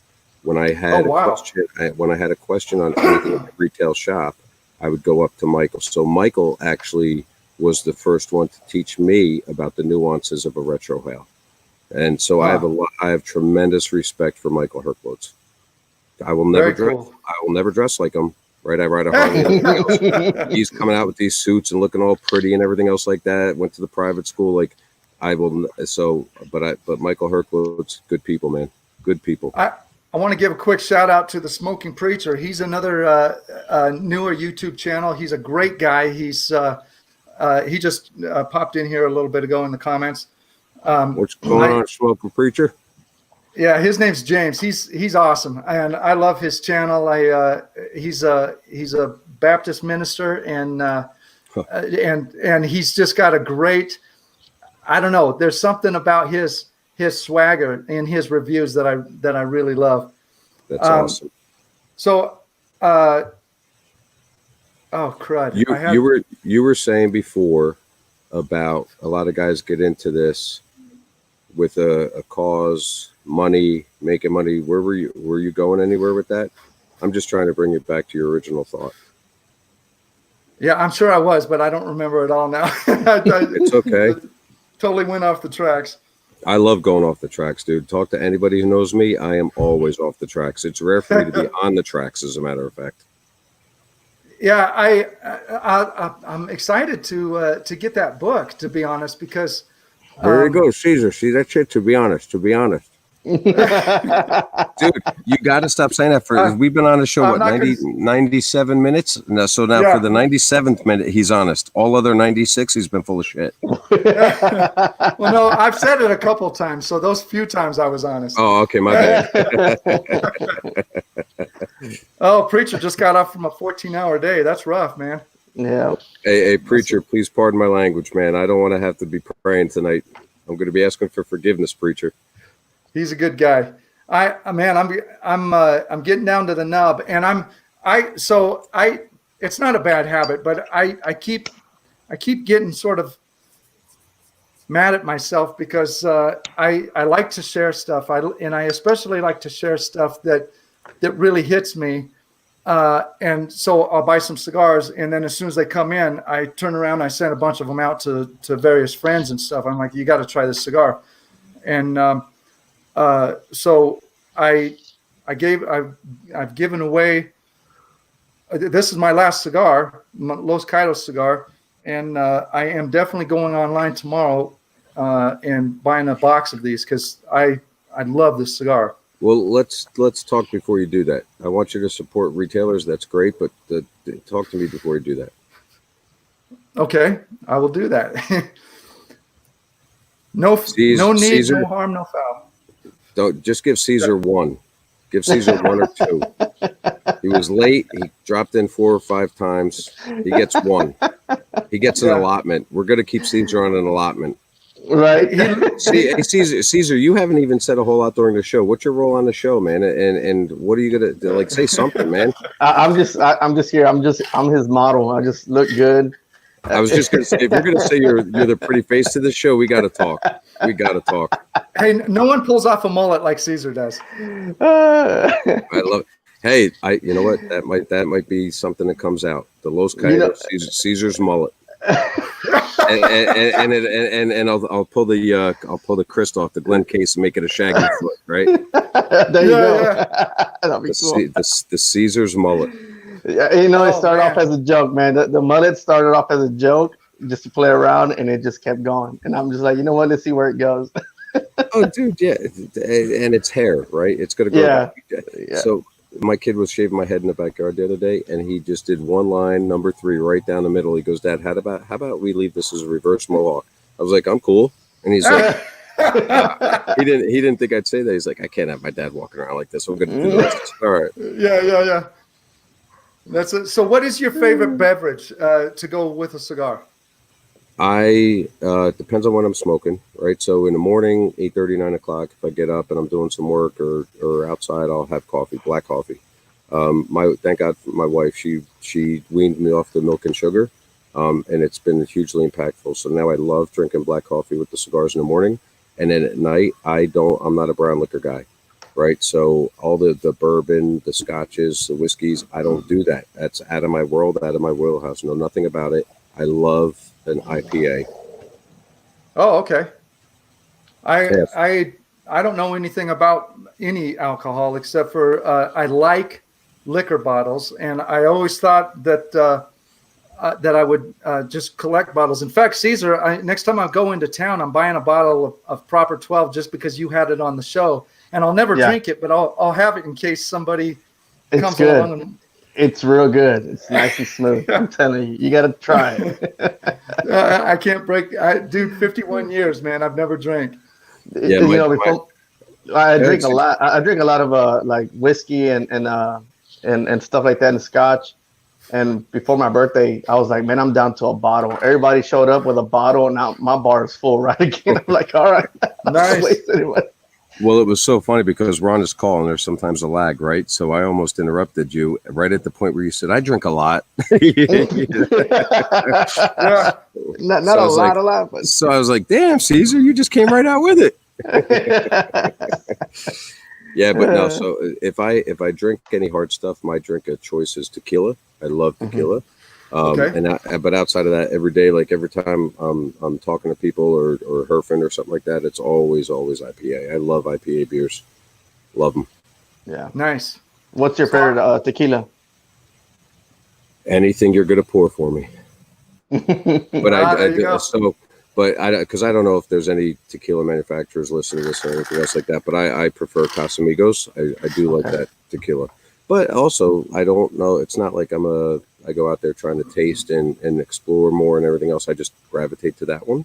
But a dear friend of mine who I mentioned on the show already, she rides a Harley and she smokes cigars, and sometimes we'll meet up, and she's a tequila drinker as well. And she's the one who's been teaching me a lot about, tequila through her Zoom calls, stuff like that. So it's been fun. So I'm trying to learn, but again, it's, time becomes a factor, I'm a coffee guy. In fact, I do a series called Care to Pair where I pair coffees with cigars and different ways of. Yeah, I'm probably more of a coffee fanatic than I am a cigar fanatic. I'm crazy about coffees. Oh, dude, that changes things. I got you, man. I got you. Do not do anything until we email each other. I'm going to send you a little care package. Oh my gosh. Maybe I should tell you maybe I should tell you what I like more about more than cigars. What's that? Yeah, guns, right? Yeah. Listen, hey, Caesar, I cannot send a 5.8 blonde through UPS. All right.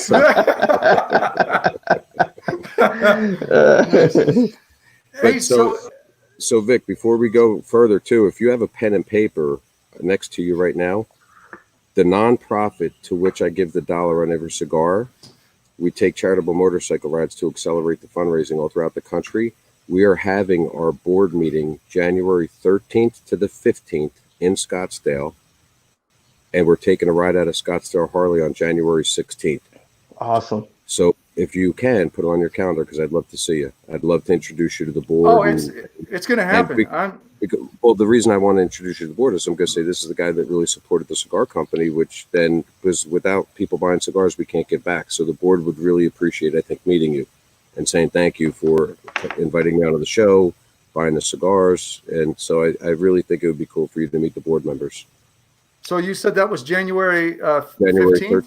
January 13th to the 15th. I think it's a Wednesday through Friday. And then Saturday the 16th, January 221, we're taking a ride out of Scottsdale Harley.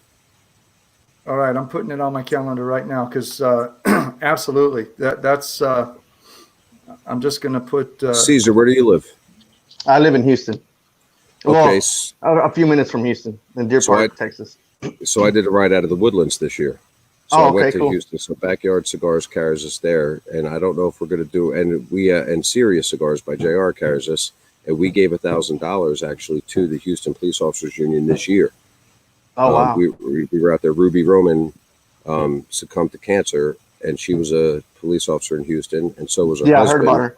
Yeah, so her husband was as well, and it was the first time ever where I actually held the child of a fallen officer to which I was giving the money. It was the first time ever. It was touching as hell, man. It was really, it moved me. It was the first time I had ever given directly to a family member where I'm actually holding the child benefiting from our donation. Wow. It was special. It was very special. Wow. Yeah, that shop, I think I've been there once. I believe is it right there by the freeway, that 59 North? I probably remember. It's on Spring Street, I think. It's in like someone. It looks like it's in his house. Right. Oh, like okay. He's tucked in right. He's tucked in right behind a Harley Davidson of the Woodlands. He's right on the back road. You could walk to Harley Davidson from Backyard Cigars. Guy's name is Brad. He's really good people. And Smoking Preacher, I absolutely agree with you. They all need to get bikes, man. They all need a smoking Preacher. What do you ride, man? I got an 05 Road King. What do you ride? Yeah, I'm good. This is a good segue because I wanted you to talk a little bit about your rides and stuff. Yeah. So what the hell do you want me to say about him? Well, you want me to talk about him? You're the host. Ask me a damn question. No, I'm just kidding. So I really wanted to raise $1 million, right? So it's a generic number people throw out there. So I was like, well, what did I just say? Because to raise $1 million means I have to sell 1 million cigars, and that could take quite a bit of time. So I said, I didn't know necessarily what to do. And God, my family has been through so much. God bless them. But we were on you're welcome, Smoking Preacher, but I need to know what you ride, man. You say you told Vic to get a bike. What do you ride? So I hope, is he listening, Vic? He's listening. He'll come back. He's got to chime in and tell me what he rides, man. He'll come back. So what happened was we were on a golf course for the 200 Club of Middlesex County here in New Jersey. And Tommy Collins, he's now financial advisor, I think, at RBC, but he was a Green Bay Packer for a few months. He came up and said, listen, man, I'm never going to smoke a cigar, but I believe in the cause. Here's $1,000. So I said, that's great. What do I do with that? Right?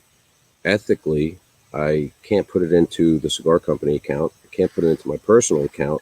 So I just used a magnet and put it on my filing cabinet.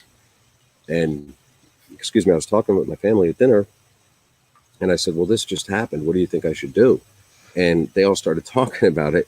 And my son, I have twin boys. I think I mentioned that before. They're 16. At the time they were 12. I think they were 12, right? So we're all sitting there, and they go, well, Dad, you like to drink, you like to smoke cigars, and you like to ride your Harley. That's what we think you should do. So I said, that's a great idea. So we started. I was going to have it called the Ride of a Lifetime, but there were issues around the intellectual property and trademark. So I just switched Ride and Life, and now the nonprofit is called The Life of a Ride Time. And we just take rides, and whatever money we raise, we give it out to family members of fallen officers and firefighters. That is awesome. I posted a screenshot of the website, Ride of a Life or Life of a Ride Time today on the YouTube channel and stuff to kind of bring awareness to it. Yeah, thank you for that, Vic. And by the way, you already spelled Los Caidos wrong, so you could say whatever you want about the nonprofit. So Julie Gannon, our designer, did a great job. She has Go Gannon Design. She did a great job. We just redeveloped the website. So Life of Ride Time's website is new. It looks awesome. I'm very, very happy with it. But what I did is, and this comes from the retailers, I took 17 rides last year all over the country. So I would leave on a Wednesday, go into a city on a Thursday, have a cigar event on a Friday, Saturday take the ride, come back home Sunday. I'm the only guy in the company, so then I have to go an hour to the warehouse, pack all the orders Monday and Tuesday, and then go back to another city on Wednesday. And the retailers are like, dude, we don't have signage, we don't have cards, we don't see you, you have no brokers. So there was a lot of constructive criticism being sent my way. So I got together with the board at this year's annual meeting on February 8th in Long Branch, New Jersey, and I told them the problem I was having as both the cigar owner and president of the nonprofit, and they said, just take less rides. Let's just focus on less rides and really build them up. And the pandemic has almost forced that issue, right? Yeah. So we were going to do a major ride May 30th and a major event May 29th, that Friday night at Cigars International for the fallen firefighter Jerome Geis. That got canceled. Chicago just canceled. Fullerton, California just canceled. So many rides are being canceled. And I only scheduled 10. I went from 17 to 10, and now it looks like we're going to be taking probably 6 this year. And all of the money we raised this year is going to family members of fallen officers and firefighters who contracted COVID-19 and died from it. Wow, Oh, very that's nice. awesome. Yeah. Very nice. Yeah, so that's what we decided to do. I've watched some of your Instagram live streams of your rides and stuff a couple times. It's very cool. Yeah, I thank you for that. And like my kid, everyone will tell you, I need to get better with social media. I suck at it. I just, at the time, I just don't know how to work it all up. It takes effort. It takes real concentrated effort, and I just suck at it. So that's one of my concentrated efforts that I'm going to be doing in 2020 and next year is I'm going to try to get better on social, really engage with people, because people will say beautiful comments. They'll be like, hey, what a great cigar. And I'm not getting back to them for like a week, 2 weeks. On Twitter, I just responded to a guy that commented in March. It's June. Oh, wow. And I'm like, hey, I'm just seeing this. And it's like, you feel like an ass. So I just have to get a lot better with that. So standard apology to anybody watching and listening. I am aware I suck. I'll try to get better.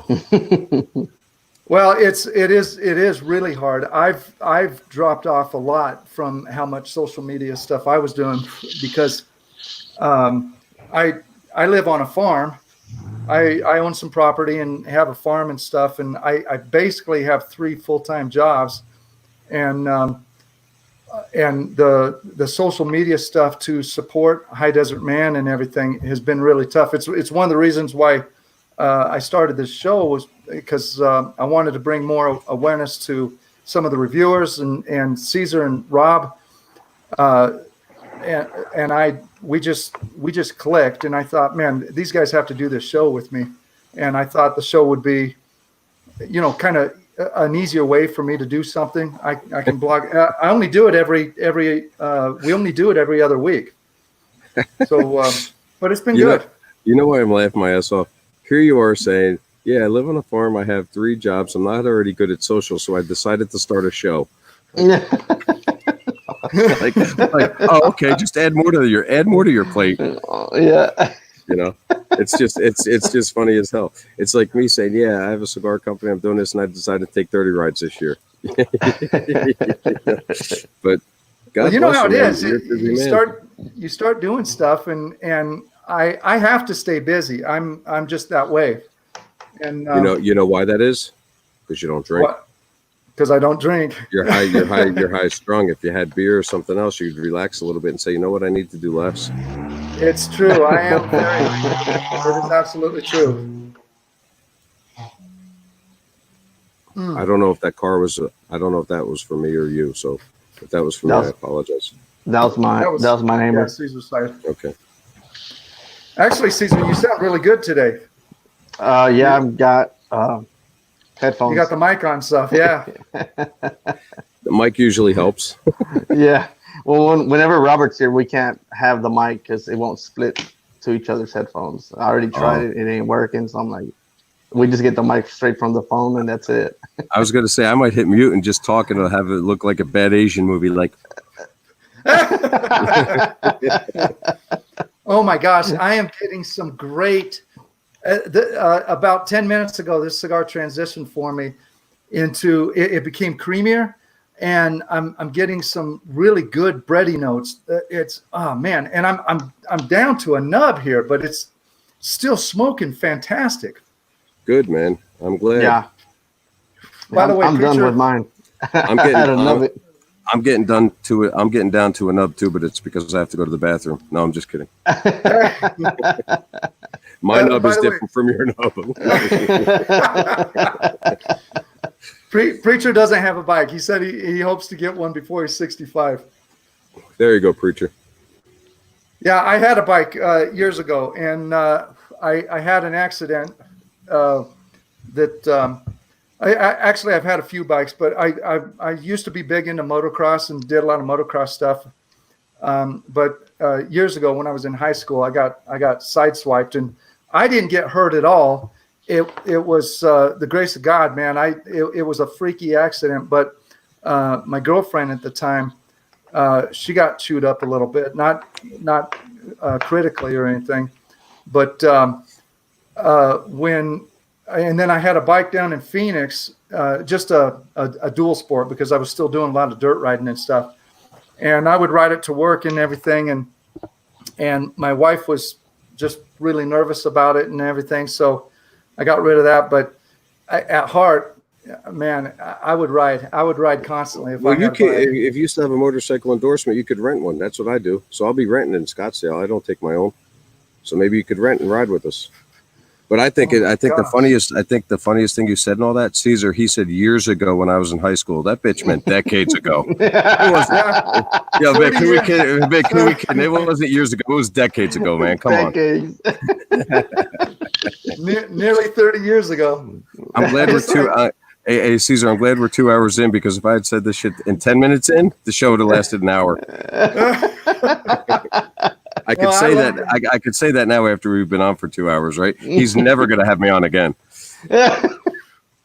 No, you're wrong about that. We're definitely having you on the show again. This has been fantastic. If you had said Adam, that you got a second bike with your wife and crashed, I was like, yeah. Did I tell you that ride was the 16th? I meant the next weekend. Yeah. You crashed too many times. You're not invited on the ride. So this is one of my buddies, Adam Stevens. He and I share cigars back and forth a lot. And Adam just bought a bunch of Los Caidos cigars. Thank you, Adam. Thank you, Adam, for that. I really appreciate it. Sincerely. He's nubbing his as well. He's a great guy. Nice. Yeah, he definitely is. Please tell him I said thank you very much. I don't know if he's listening, but listen. Yes. Anybody who buys a Los Caidos, I'm so appreciative. And a lot of people, I feel, this is my opinion, a lot of people say thank you and everything else. But when you realize that, I don't make a lot of money because we're giving $1 back on every cigar, so every little bit helps. Like, I sincerely appreciate everybody who purchases a Los Caidos cigar, and that's no bullshit. So just thank Adam for me. I don't know if you can hear he said, "You're welcome, bud. They are phenomenal." Oh, thank you, Adam. Thank you so much, man. Appreciate you. Caesar, what's going on back there in the background, man? Nah, that ain't me. It's me. That wasn't you. Oh, no, that was you. Yeah, so we live near the beach, and like you, I live on a little bit of a farmland, and we have a lot of fireworks going on. So it's now pitch black here. It's a Friday. It's a pandemic. Yeah. We got a lot of partying going on around here in the neighborhood. I'll just say that. It's never quiet until around 2 or 3 in the morning. I finally had to ash the cigar. I on that last draw, I burnt my lip pretty good. Well, I don't ever want that to happen. That sounded heartfelt. It was very heartfelt, but I will watch my tone next time. I apologize if you are feeling the love. I really did mean it. Hey, Steve. Besides your cigar, what's another cigar you like to go and smoke? a lot, or one of your favorite cigars? So, complete transparency. I don't smoke any other cigar but my own, in public, especially because I never want people to look at me and say, "What the hell is he doing manufacturing Los Caidos but smoking that cigar? Is there something wrong with his own?" Just because perception sometimes is reality. So, and also, and again, this isn't horse manure. I usually, because I have access to them, only smoke my own. So the cigars I will smoke, like a perfect example, yesterday, this shop owner, Peter at Spartan Cigar Lounge, I was there 6 hours. We really hit it off. And he said, "Listen, man, I want to give you something. I had all these cigars at my house before I opened up a cigar shop. My wife wanted them out." He had hundreds of cigars, hundreds of phenomenal ones, like aged, old, awesome cigars. And he goes, "Pick one." I said, "Bro, I know a lot of these guys personally. I'm friends with them. I can't pick one over another. Like, you just pick for me." So he gave me a beautiful Cohiba from Cuba. So Wow. I smoked that on my way home. Like I was a gift, so I'm going to smoke that. So anytime a cigar shop owner or friend gives me a cigar that they truly want me to try, and it's a gift, and they feel like they want to give me something, out of respect for them, I will smoke it. But I will not. I don't often go into other shops and buy someone else's cigar. If I did anybody's, it's going to be in the Aganorsa family, and I will only be doing that to get my head around what my next blend might be. Right? Like nice. Am I liking some of the notes in some of their cigars? I could talk to them about what they did without replicating it, and so that's probably what I would do. And of course, you pick up on what a lot of people are saying about other people in the industry, what other cigar smokers are smoking, the brands, why they like them. So occasionally I'll pick up one or two of those that everyone seems to be talking about, whether or not, like I liked one that everyone's talking about. And when I tried it, it was like, I don't think I would ever smoke that again in my life. So, but that's what I love about cigars. They're so very personal, which is why I don't go to the rating system of the frozen green grape.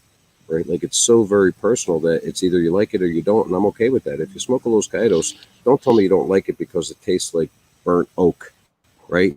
Just you don't like it. That's okay. That's cool. It's not for you.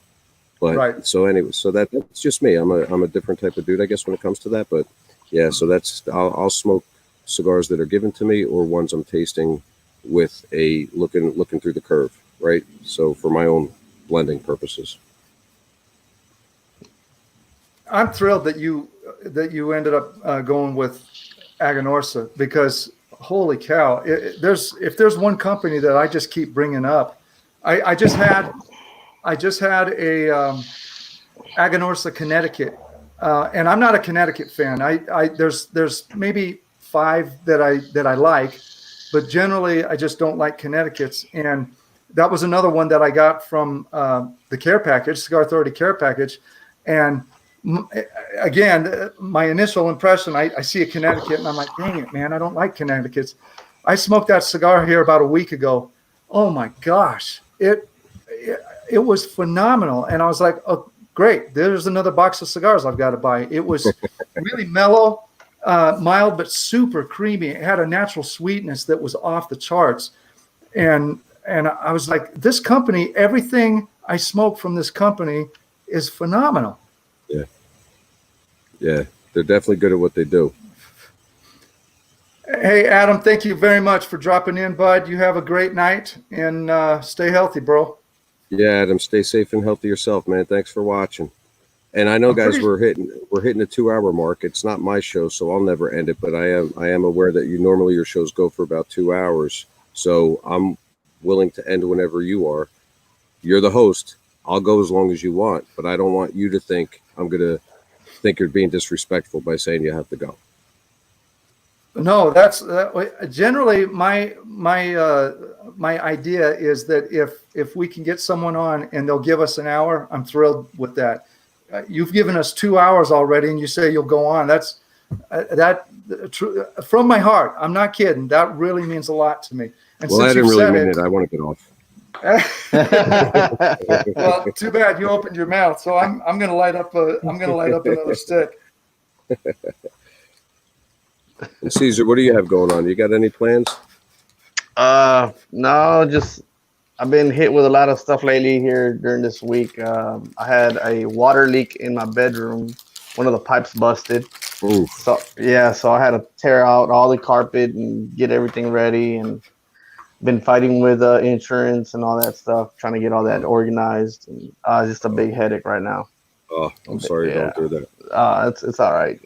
It's all right. And Vic, just so you know, it's I'm probably going to get off here in a few minutes because it's 10:30, cool. and I don't want to go into the bed too late, waking my wife up because she works tomorrow. She's a veterinarian, so she's got to be on her game, and I just don't like interrupting her sleep. Cool. No, that's completely all right with me, man. I don't mind at all. I wanted to tell you that before you lit up a cigar, thinking I'm going to stay on, and all of a sudden, like the second you get that first light up, like, all right, guys, sorry, I got to go. No, I'm actually, regardless of the show ending or whatever, this cigar is, so Adam Stevens, he's in the thing. I was going to say, I'm pretty sure Adam Stevens has been to, what's the cigar shop you mentioned a little bit ago? Spartans. I'm positive he's been there before. But this is a cigar that Caesar gave me. All transparency, I'm a huge Crowned Heads fan. It's my brand. Great cigars. And this is the Angel's Anvil TAA 2019 from. Actually, I don't know if Adam did give this to me. I think I bought this one myself. Yeah, I was like, that wasn't me. I don't know if it was probably Adam. No, Adam might have given this one to me. I don't remember, but I've been staring at this cigar for a couple weeks in my humidor, thinking, when am I going to smoke that? And I've got it in my little travel case here, and I opened the case and I was like, I got to do it, man. Nice. So, Steve, thank you. I can't thank you enough. It's really been an awesome show. You're easy to talk to. You came up with the conversation pretty much and drove it. So that makes my job easy, man. I appreciate it. I had to, because you were walking on glass the whole damn time.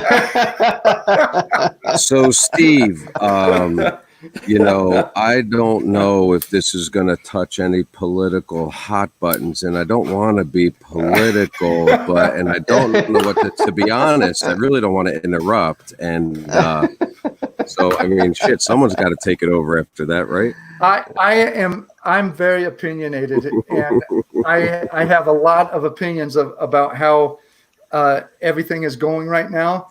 And I really could offend some people, so I do have to be careful. But I'm more free. I'll offend anybody. I don't care. I just say what I think, and that's how I am. Yeah, but that's the point of the conversation, right? So it's not you're not doing it to offend. You're just letting your thoughts out there, and that's what I was saying about the Spartan conversation yesterday for 6 hours. People weren't intent on offending anybody. They were just saying what's on their mind. Yeah, and that's okay as long as you're not doing it with any malice. Like if someone's out there saying, you should do this and you should think this and you should act this way, well, then you got to go, But if you're just saying, hey, this is my opinion and I'm not trying to offend anybody, I think if it's prefaced like that, why can't you say what's on your mind? You can talk to me and change my mind, man. It might work, That's what it's about, just talking with everybody. Hey, Adam, I don't know where you live or where you are, but I'll be down at Spartan next Thursday at 5:00 if you want to roll through, man. He's a great guy. It's so funny because we're addressing these people, right? And then we have to wait for them to respond on text or something like that. So it's like, now we're all waiting for Adam to respond. No, Adam will call me tomorrow. We talk almost every week on the phone, and just go back and forth. And he's always mentioning these places where he's been, and he'll call me up and say, "Hey, have you had this stick?" No, I haven't had it. And okay, you got some coming your way, man. Nice. So, and that's something that I love about the YouTube aspect and stuff. I've formed so many really cool relationships and friendships with people just from them watching the channel and stuff. And Caesar started his channel, and I don't even remember how I found it, but I was like, oh, this cat's cool. And I was just like, meow, meow, meow, meow. And I sang him a song, meow, meow, meow, meow, meow, meow, meow.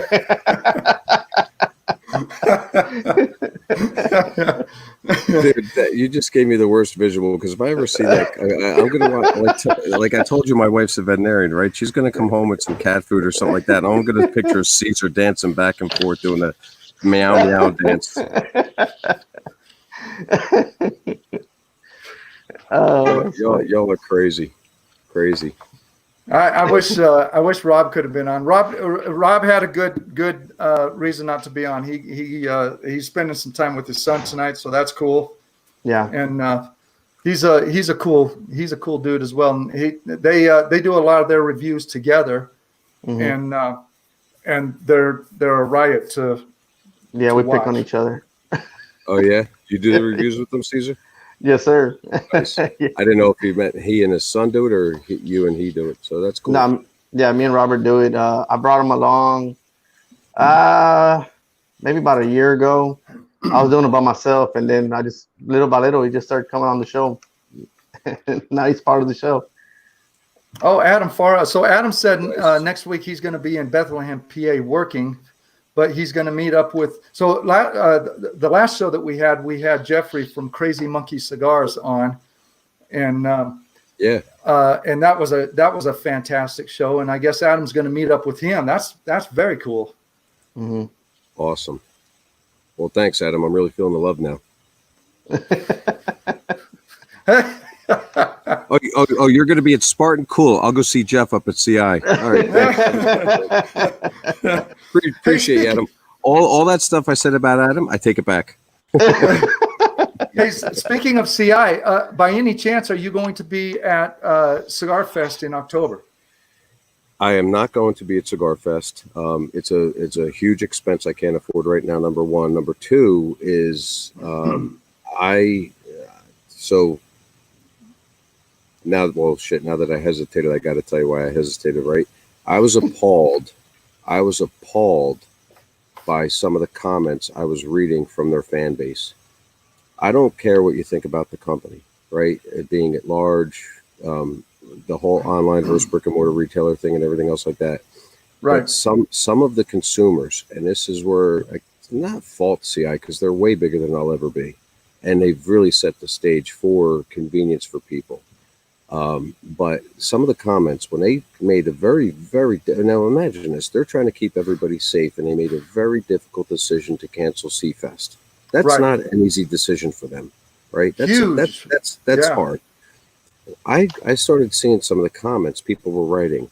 Some guy, and I hope it wasn't you two or anyone watching this, because I don't want to offend you. And if it is, we'll have the conversation because I don't mean to offend. I'm just telling you how I felt seeing it, right?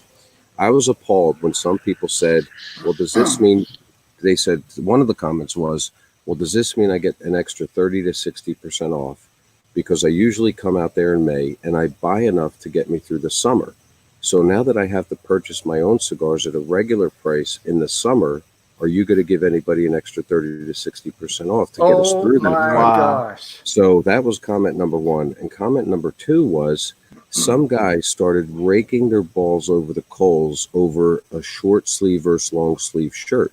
They said, now that you're asking us to come to Bethlehem, Pennsylvania in the mountains or Poconos, wherever it is, in the mountains in October, it's going to be chillier.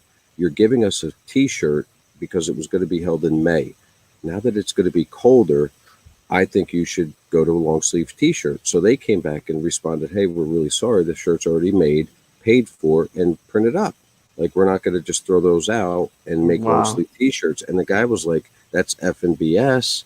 You guys should consider this. We come to you. Like, it was a real onslaught. And I said, you know what? That is not the consumer I want to go after. So it made me really think about whether or not, and it makes me think about whether or not, like, of course, CI is great. We have a great relationship, but it makes you wonder, like, is that what I want in someone supporting Los Caidos, where it's a great cigar and we give $1 back? I'm not going to discount that 30, 60% off, because if I'm the son or daughter of a fallen officer or firefighter and I see a product honoring the life of my old man or mom, discounted 60%, you're discounting the life of that fallen officer or firefighter. Yep. So I appreciate Cigars International, JR Cigars. When I first met with them, I agree, Adam. I agree with you, not only because you're agreeing with my thought process, but I agree. I think the consumer has been taught to get free stuff. Um, I don't have my reading glasses on. Wait, I'll put them on because is that Quaker 30? Quake's 30. He said this show is like a cigar lounge. What we say here stays here. That's right, Quakes. Thank you. But listen, and that's the other thing about me, Quakes. Whatever I say to you guys on the show, I'll say to someone to their face. Right? That's another aspect about Jersey people. I'm gonna like my wife is from St. John's, Newfoundland, Canada, where they're very, very polite folks.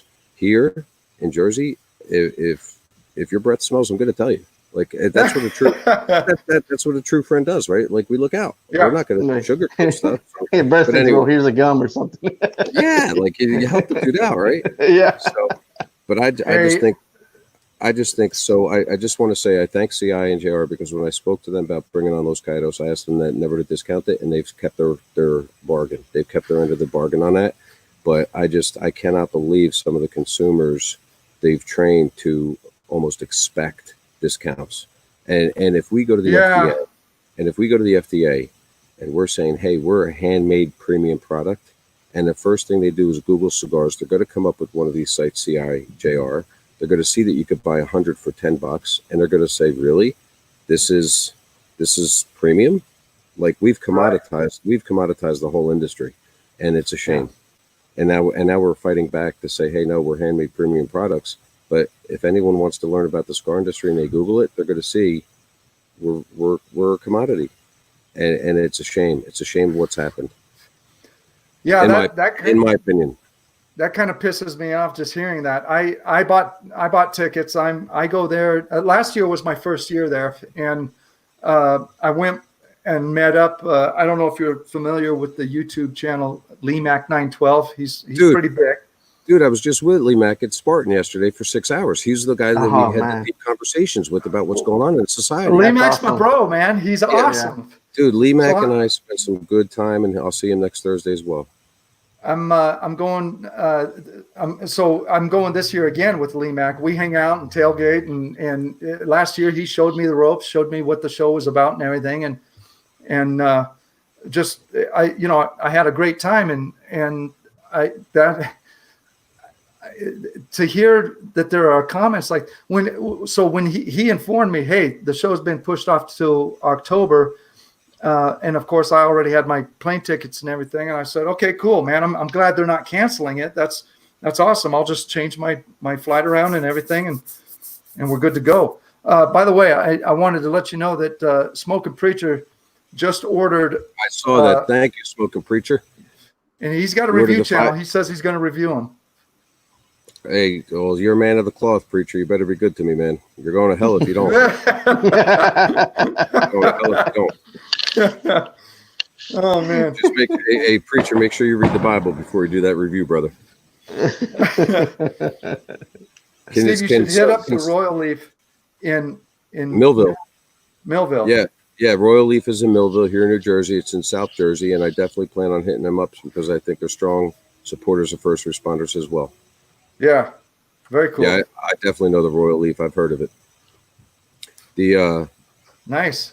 What was? Oh, so when you see Lee Mack, or talk to him again, you have to just hit him with this line, and you're not going to get in trouble for it. Be like, "Hey, Lee Mack, man, don't be a crab in the barrel." And he's gonna look at you, and he's gonna look at you, and be like, "Damn, that Los Caidos guy told you to say that, didn't he?" Yeah. And I'll let him explain to you what we mean by that. We were talking about how everybody should bring each other up, whereas opposed to bring each other down. And I know this being at the Jersey Shore, having gone crabbing a long time. When you take the crab out of the barrel to put it in the pot, what's the first thing they do? They claw onto another crab, and they're like, "Hey, man, if I'm going down, you're coming with me." And that's what a lot of people we feel in society are doing. They're being crabs in the barrel. If I got to go down, you're coming down with me, instead of us all bringing each other up. So that's where, and he said, he was listening to the conversation, everybody talking, he goes, "Damn, crabs in a barrel." And I said, "Right." And he looks at me, he goes, "You know what I'm talking about?" I said, "Yeah, man, I crabbed it." And then we talked about it. He started laughing. He goes, "Crabs in a barrel." Wow. I said, I think that's going to be on a Los Caidos t-shirt. I'm going to have Los Caidos, our motto, and on the back, "Don't be a crab in the barrel." Oh, that's cool. I didn't know that. That's very interesting. Yeah, if you ever saw somebody taking a crab out of a crabbing pot and going to put it in the pot, they it's like a chain come out. We usually me and the wife usually sometimes we'll go just crabbing, and we'll take a bucket, a bunch of chicken, and string, let it out there and pull them up. Nice. Wow, that's crazy. I didn't know that. Thank you, Adam. I appreciate that. Yeah, his wife does a written review for the this. Oh shucks, this is what happens when I get on camera. I can't remember anything. That's because you graduated high school decades ago, not years ago. Anyway, she'll do a written review. She does a good job too. Nice. Adam's asking, what time will you be at Spartan? I might be able to come over after work. I'll be there Thursday 5 to 8, and I probably will stay later because a lot of my guys are down there. So I anticipate being there till very late at night.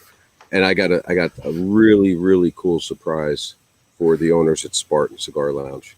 So I'll share it with everybody. Quake said what stays on this channel stays on this channel. So Peter, the three owners of Spartan Cigar Lounge are Greek. And the Spartan logo is 3 masks of the Spartan, I guess, army, if you will, cool. Sure. With the nose guard. So my college fraternity brothers and now dear friends are the Parlapanides brothers, Wally, or Vlas, Charlie, and Triantafilos. Triantafilos was the superintendent that hired me to be a vice principal. Okay. So their last name is Parlapanides. They're very Greek. Charlie and Wally are screenwriters in California, and they did the screenwriting for Immortals, the movie Immortals with Mickey Rourke and those guys. Yeah. Trion has the props. He's got the sword, the shield, and the helmet. My gosh. So I'm bringing it down to Spartan next Thursday, and we're going to walk in with wearing it. Wow, that's awesome. Wow. I called Trion. Adam said he's going to be there. I called Trion on the phone today. I said, yo, Tree. He goes, what's up, Z? I said, listen, man, this is going to sound crazy, but are you doing anything next Thursday? He said, man, school's out. I got graduation July 8th. It's virtual. What do you got? I told him the story. He goes, road trip. I'm coming. And he said, we're bringing everything with us, and we're going to walk in the damn place with it on. I said, let's go. Oh, so, that's cool. Yeah, that's what we're going to do. We're going to surprise them, and I'm bringing the props from the actual Immortal movie set with me. You gotta post that. I want to see that, man. That's awesome. No. Did you ever see how those guys dress? It's like a kilt, no underwear. Hell no.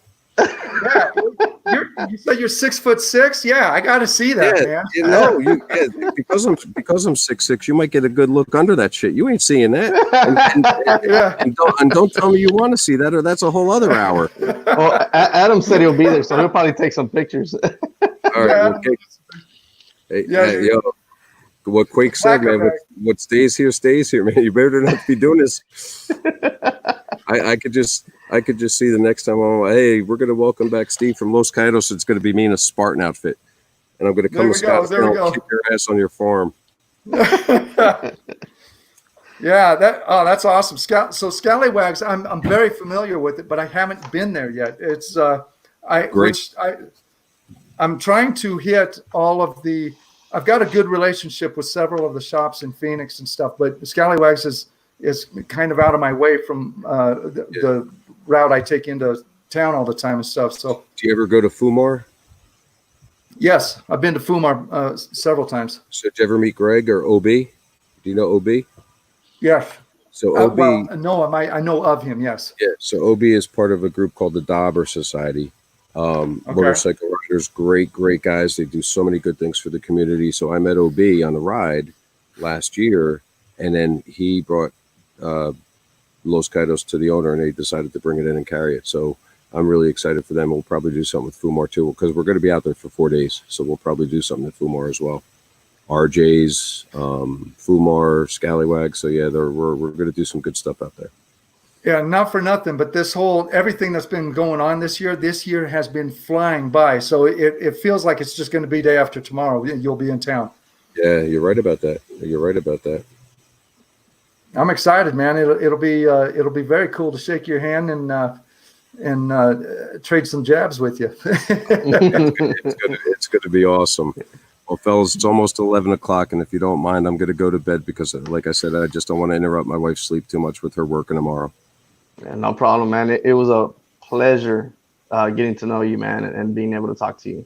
Yeah, after you dropped off the fourth time, it was a pleasure to know you too, Caesar. Pleasure to know you too. I'm glad you got the Wi-Fi figured out. No, I'm just teasing. Steve, All thank right. you so much. Hey, fellas, thank you to everybody. And I don't say this a lot when I'm on shows. I feel really comfortable. Is that like, hey, I'm being honest?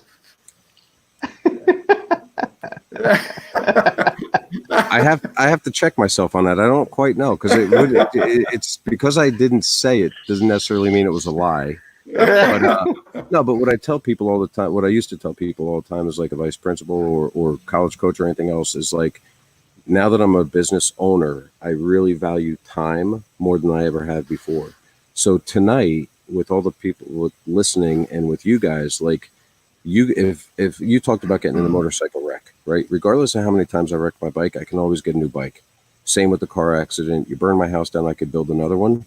But right now, like tonight, we got 2 hours closer to death, and we're never going to be able to get that time back. That's right. I really do appreciate, and this is all sincerity, I really do appreciate the 2 hours you gentlemen have given me, the 2 hours your listeners have given us. They're never going to be able to get that time back. It's the only true thing we lose and we can never get back. And we're going to a place where we all go, right? And it's just 2 hours is a lot. So thank you so much, everybody, for listening, taking the time out of your day to do this and listen. I really appreciate it. Thank you. Real quick, are you in Oklahoma? Los Caidos Cigars, are they in Oklahoma at all? No, we're looking to get into Oklahoma City. We might go to 2nd Street, Omerta's, ET. So I'm looking, but like I said, I'm the only guy in the company. And last year I took 17 rides, then the pandemic hit. So I haven't really had time to get out there, but I am trying. I'm going to be looking at those places this year.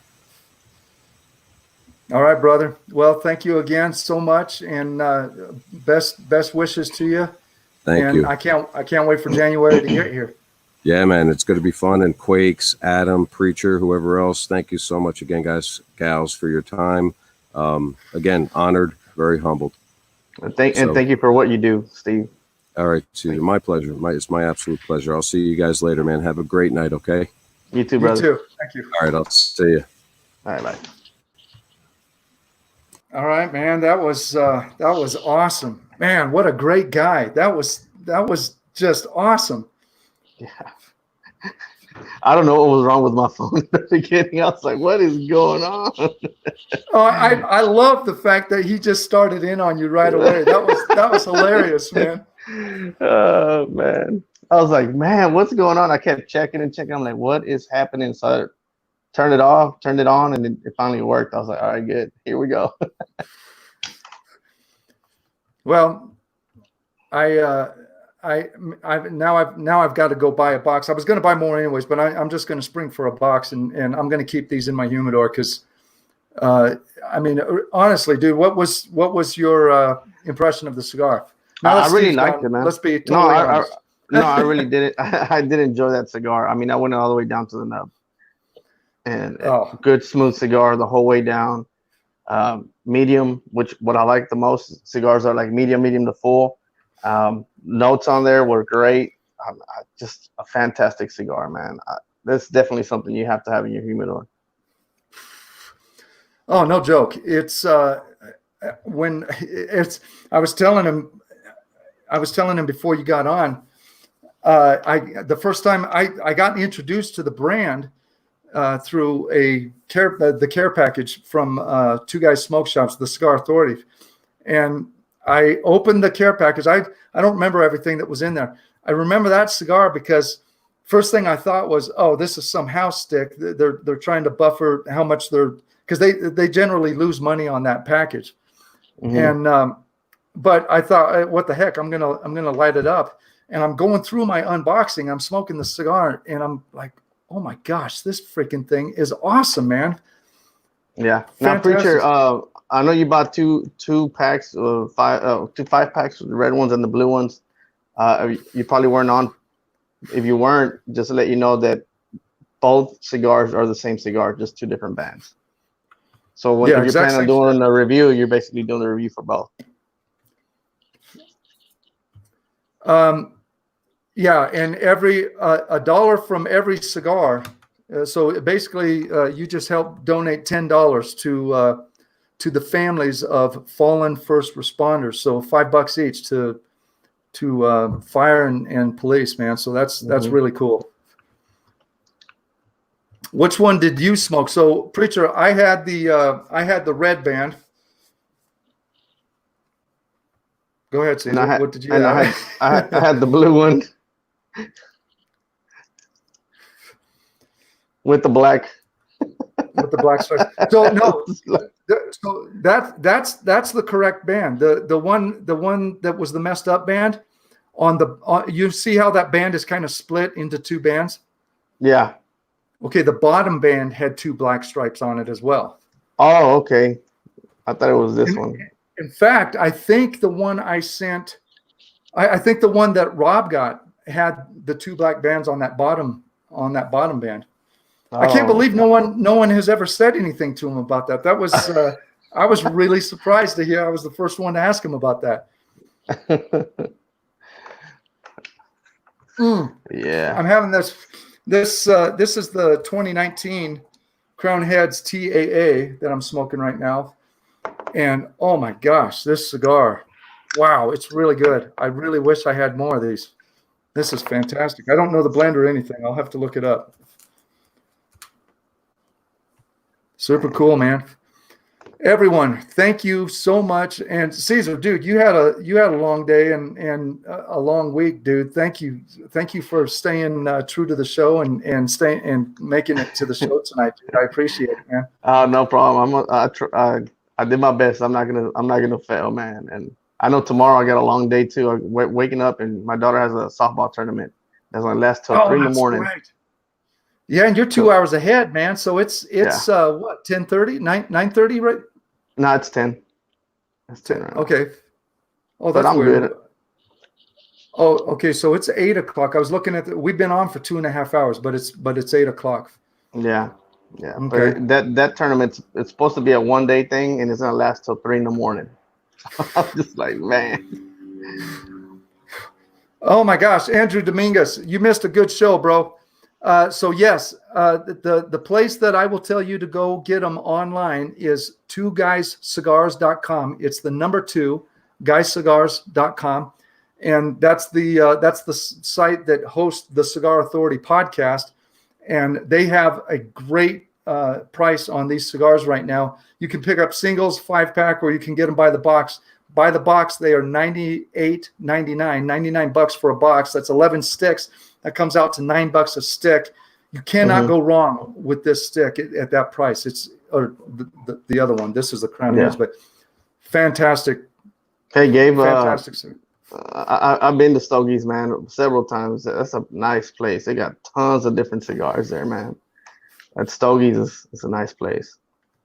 Stogie's in Houston? In Houston, yeah. It's right there on Westheimer. It's like a higher end place area in Houston. You know, dude, I got to thinking about it. I haven't been to Houston in 10 years. I was making a trip to Houston about once or twice every couple of years, and I haven't been there in 10 years. Wow. Which is weird for me. My work takes me all over the place, but we haven't missed nothing. Bro, I'm telling you, man, as soon as I get another trip that way, we're doing a triple cap show live, man, with all 3 of us together. Yes. It don't matter what day it is. We're just gonna put it out there. Oh, this is where okay. I was wondering why you brought up Stogie's. So in Houston, can't wait. Very cool. Smoke Inn has them for $99 a box. That's nice. Yeah, shoot. It's you can't go wrong. So I don't. Well, he did briefly touch on it, but we kind of talked around a little bit. So it's a 12 count box, but there's 11 cigars, and there's a divider between the 11th and the 12th spot. The 12th spot is an empty spot, and the idea is that and that 11th cigar is a torpedo. All the rest are toros. So the thought behind that is whoever bought the box or whoever was gifted the box, whatever, smokes that torpedo, and the 12th one that isn't there is in theory being enjoyed by whoever you're honoring, the fallen person you're honoring. and it doesn't necessarily have to be a first responder. It can be a close friend or whatever. But just kind of a cool backstory to his stuff, dude. His shop, 8 months he had that shop, and it was wiped out. I know, that's crazy. That is, and in an awesome spot too. Yeah, I looked it up on Google Maps today where he was. Really, really cool spot. That is. I mean, I can't imagine losing everything like that and then getting started again, and it's just a crazy story. When my wife and I get to Florida, you guys are welcome to come down. You'll have a place to stay. Adam, I'm in Florida quite often, so I will take you up on that, bro, and I will hang out all night with you guys. And I would too if I ever go to Florida. I've never been to Florida, but there's a lot of people I know that live in Florida, and they're always telling me, you need to come down. You can stay over here. So my plans are to go over there and check it out, man. It looks like a real nice place. I'm tired. Dude, I was gonna say you're super tired, man. You need to go hit the sack, man. You've got an early day. Hey, best of luck to the team tomorrow and to your daughter. I hope you guys have a blast. Thank you, brother. And drink lots of coffee. Yeah, coffee and whiskey. No, it'll be fun. I know Robert's daughter's gonna be also there. They're gonna be playing there too, so we'll be seeing each other over there. Yeah. All right, give him a punch in the arm for me. I will. All right, Vic. All right, guys. Thanks for stopping by and hanging out with us, man. It's always a pleasure having you guys on the chat room. Have a good night, bro. You too. Good night. Later, everyone. All right.